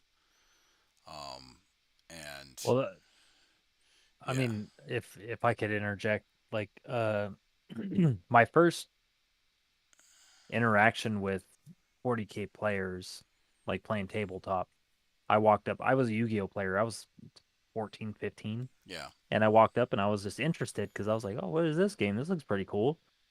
And they were very, uh, like pretty much how you were saying earlier, like there's people who are like, oh, you did this, like, you must be this kind of guy, and blah blah blah. And I was like, oh, okay, like I'm just here to try to learn, man, and you're kind of turning me off from the subject. Yeah. And that's kind of why, like the game stores that I usually would play at, like I would stay away from those guys because I'd be like, oh, they're all high on themselves because, oh, look, I built this little army and blah blah blah. And so I got into Yu-Gi-Oh and then into Magic, and then I met a couple people who played 40K, and they were cool because they played Magic too. Like they were chill. Yeah. They wouldn't make me feel like I was an idiot for asking questions or for being interested in the hobby and stuff, or like he said, try to gatekeep. Yeah. And so like now I'm 35, like that was back 20 years ago. Jesus Christ, can't believe I'm saying that. And now I'm 35, and like my buddy at work was like, "Hey man, I am trying to get into the miniature hobby side of it. If you guys want to do it with me." And I'm like, "Fuck yeah, let's fucking do it. Like we'll make a little group and we'll start playing, and when we're on deployments, we can play kill teams and shit." Yeah. So like that's where we're at right now. Not giving names, but we know who they are. Yeah. Yeah. Yeah. Yeah. No, no, they're, well, because you're kind of new to the hobby, there are people that are pretty gross. They Oh, that use, that with every hobby, man. So I well, understand. I understand what you guys are talking about, kind of yeah. Um, so profile uh, my pics, kind of. my my my job, right, as a representative of the hobby, and particularly in this channel, and this is what I'll fucking say, is that I don't tolerate hate of any kind. Oh, it was one of those. Yeah, yeah, yeah. Like Yeah. like these are the guys that mouth breathe about, you know, we're upset about Games Workshop and all that stuff. Hello, Mr. Random Painter. Well, I'm not random. Well, I might be random to you, but Hmm. uh, uh, uh, thank you. You were random to me until I started talking to you. Yeah. Um, but yeah, these were the people that hated that were pissing and moaning about, you know, for example, women coming into the hobby space. Um, and I've never minded that. I've always tried to get my wife on board with stuff. I tried to teach her to play Magic. She didn't care for it. I tried to get her into this and Gunpla. She actually started building a Zaku model recently, so I'm happy for that's that. Zaku models. Those are the olive drab ones with the singular eye. It's the Char model from like the original Mobile Suit Gundam. So it's like the red ones. But yeah, pretty much, yeah. The Okay. single red eye. She's and she was having a good time with me. Like she was building that and I was building an Epion, so Oh, okay. like she was like, "This is pretty easy," and I'm over here struggling with my freaking master grade Epion. Like, yeah, it's really easy. I love it. So much fun. I have to go. Duty calls. Well, thank you very much. Thank you very much, Hairstone. I hope you have a good day, and I hope your work day goes well and without a hitch. Um, What he's saying is he hopes you kick ass at work today. uh, so my friend is recently got me into Warhammer. Oh, so we got another guy. I've gotten into the lore, and I want to start making my own homebrew chapter. What would you recommend for a new painter? Something that speaks to you. There's my recommendation. I don't. I am not a proponent of you must paint this way, you must paint that way, you must use these paints. I I I recommend that if you're going to use Citadel, if you're going to be painting Warhammer stuff, start with the Citadel product because that's what it's designed for. But I'm not, like I said, I'm not a purist when it comes to paints. Um, so yeah, find what speaks to you and run with it. Um, I'm not a, like, I can theory craft chapters, or I can theory craft like army ideas and compositions for you, and maybe backstory, because I've done that before on stream. But if I don't know you, and I don't necessarily know what you like or your play style and all that stuff, it's hard for me to help you. As far as like you being new, just experiment, experiment. Figure out what you like, and then continue that process and improve on that process.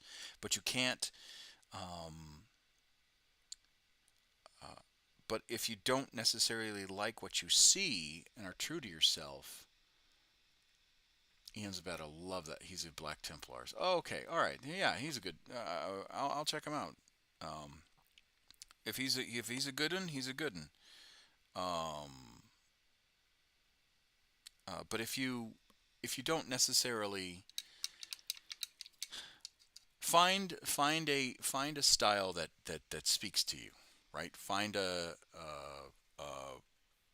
style of play that just speaks to you. Find a style of paint that speaks to you, and just do it. And don't give a damn what anyone else says about it. Because it's your money, you're spending it, and It's not cheap. yeah, it's definitely not cheap.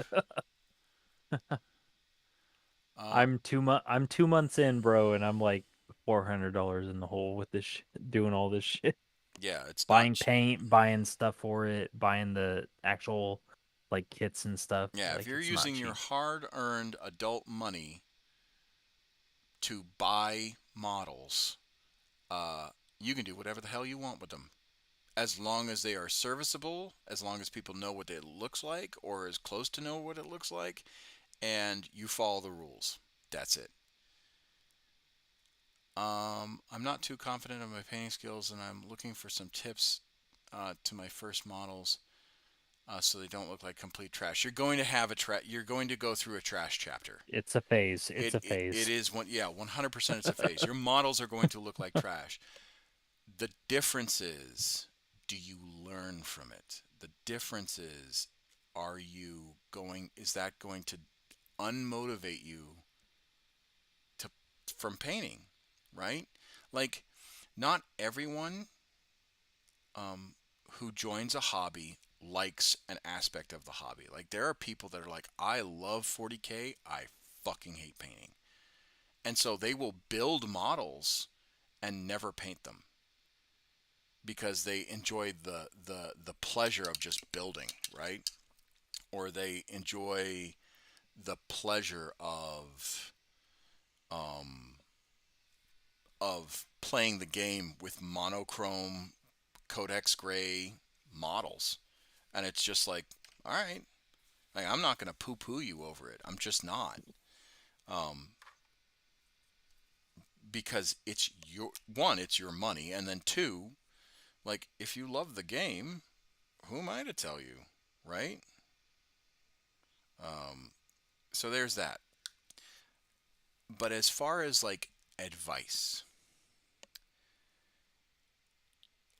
learning a new skill or new hobby is going to take time. You're going to screw up. I really want to build a homebrew chapter to play and display, just because I'm using my homebrew chapter. It makes it personal to me. No, 100%. 100%. And you should. You should make a homebrew chapter that speaks to you and means something to you. Totally get that. I'm all for that. Don't be afraid of screwing up. I still screw up. I've been playing this hobby since 2002, 2003. I still screw up painting. But the good thing about painting is that you can kind of cover up some of your errors. You can go back. Oh, I shouldn't have painted that rifle solid gray. I'll cover it with black. Or, oh, I missed a light diode on the Voxcaster. Oh, I'll color it orange. Or, oops, my brush strokes went over my uniforms for my guardsmen. Okay, well, I'll just fix it. This is painting is a very forgiving part of the hobby. So is building models. They're very forgiving. What's not forgiving is the dice, both yours and your opponents, and the terrain. That's it. That's not what's forgiving. Okay, and occasionally the tactics, right? Sometimes you screw up when you're under pressure and you're playing a game. But yeah, as far as your homebrew chapter, man, and any tips, just take it slow. Think of what you want your chapter to look like. Maybe go online, print out a Space Marine that's in black and white, and just color. Just color that Space Marine to what you kind of want it to look like. Color that Space Marine to what it would look like if they're a sergeant. Color that Space Marine to what it would look like if it would be a lieutenant. Color that Space Marine to look like what it would be a captain, a librarian, a chaplain, a Terminator, like, and take those examples and use them as references, and then if you like it, then that's fine. A daunting task that I intend to take in the future is building and painting a Redemptor Dreadnought. That's fine. It's fine. Like, hey, when I made my first tank, I didn't know what I was doing. I was just like, well, my army is olive drab and black. I think I want to do tiger stripes. And it turned out okay. And now I do tiger stripes for all my vehicles. And I'll do tiger stripes for my aircraft. And I'll do tiger stripes for my sentinels. Right? Any vehicle that flies or walks or rolls in my army is going to be tiger striped. I was debating on whether or not I would do full monochrome color schemes, but I like how the tiger stripes look. So take it one step at a time. Do test models. I know that's going to be expensive, but like there's tons of secondhand sellers online that are like, hey, I don't want this Space Marine box, right? You may have to pay out through the nose, or you have Space Marines that are like in singles and whatnot, and just play around with it. Play around with the color, and then you'll be fine. That's all I can recommend. Okay? But they're your models, and they're your paints. And no one should poo-poo you for how you make it. And with those words of wisdom, Commissar, I am going to bed. Oh yeah, well, it's almost 2:00 here, so I'm about to go to bed myself. Yeah, I have to be at work at 12 tomorrow, so Fridays are early days for fucking swing shift for some weird reason. I don't know why. Just the way my unit does it. Well, that's how it always is. Anyway, it would be nice. It would be nice if we actually got off on time, but it never happens on Friday when they fly. Getting off on time. That's Wah, wah, wah, wah. That's yeah. Yeah.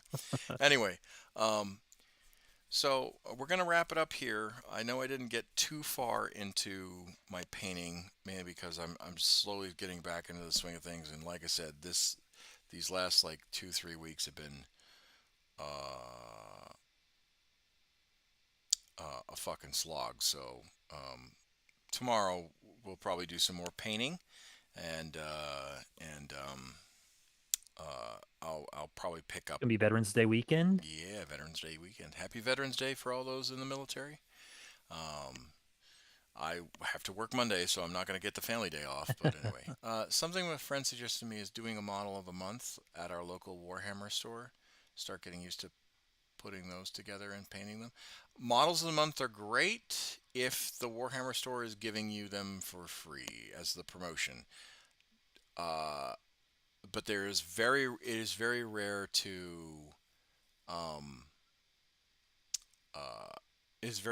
for that to happen. But I'm pretty sure if you go to a GW, you can they can give you some test models to play around with if they're really cool like that. Anyway, thanks for the kind words of advice. Really appreciate it. Reciprocate with a sub. Catch you later. Yep, thank you very much. All right. Like I said, we'll probably stream tomorrow night, and then Saturday night will be a gaming stream, probably Helldivers, and then Sunday I won't be streaming because I have to get ready for work, and then yeah, we'll see you guys in the next episode. If you like what you see, make sure you like, comment, subscribe, join Facebook, YouTube, Twitch, Twitter, Instagram, Blue Sky, because now I'm on that, and Discord, and you can be a part of the chat and all that stuff. And I will see you guys in the next episode. Bye-bye. Nice meeting y'all. Peace out.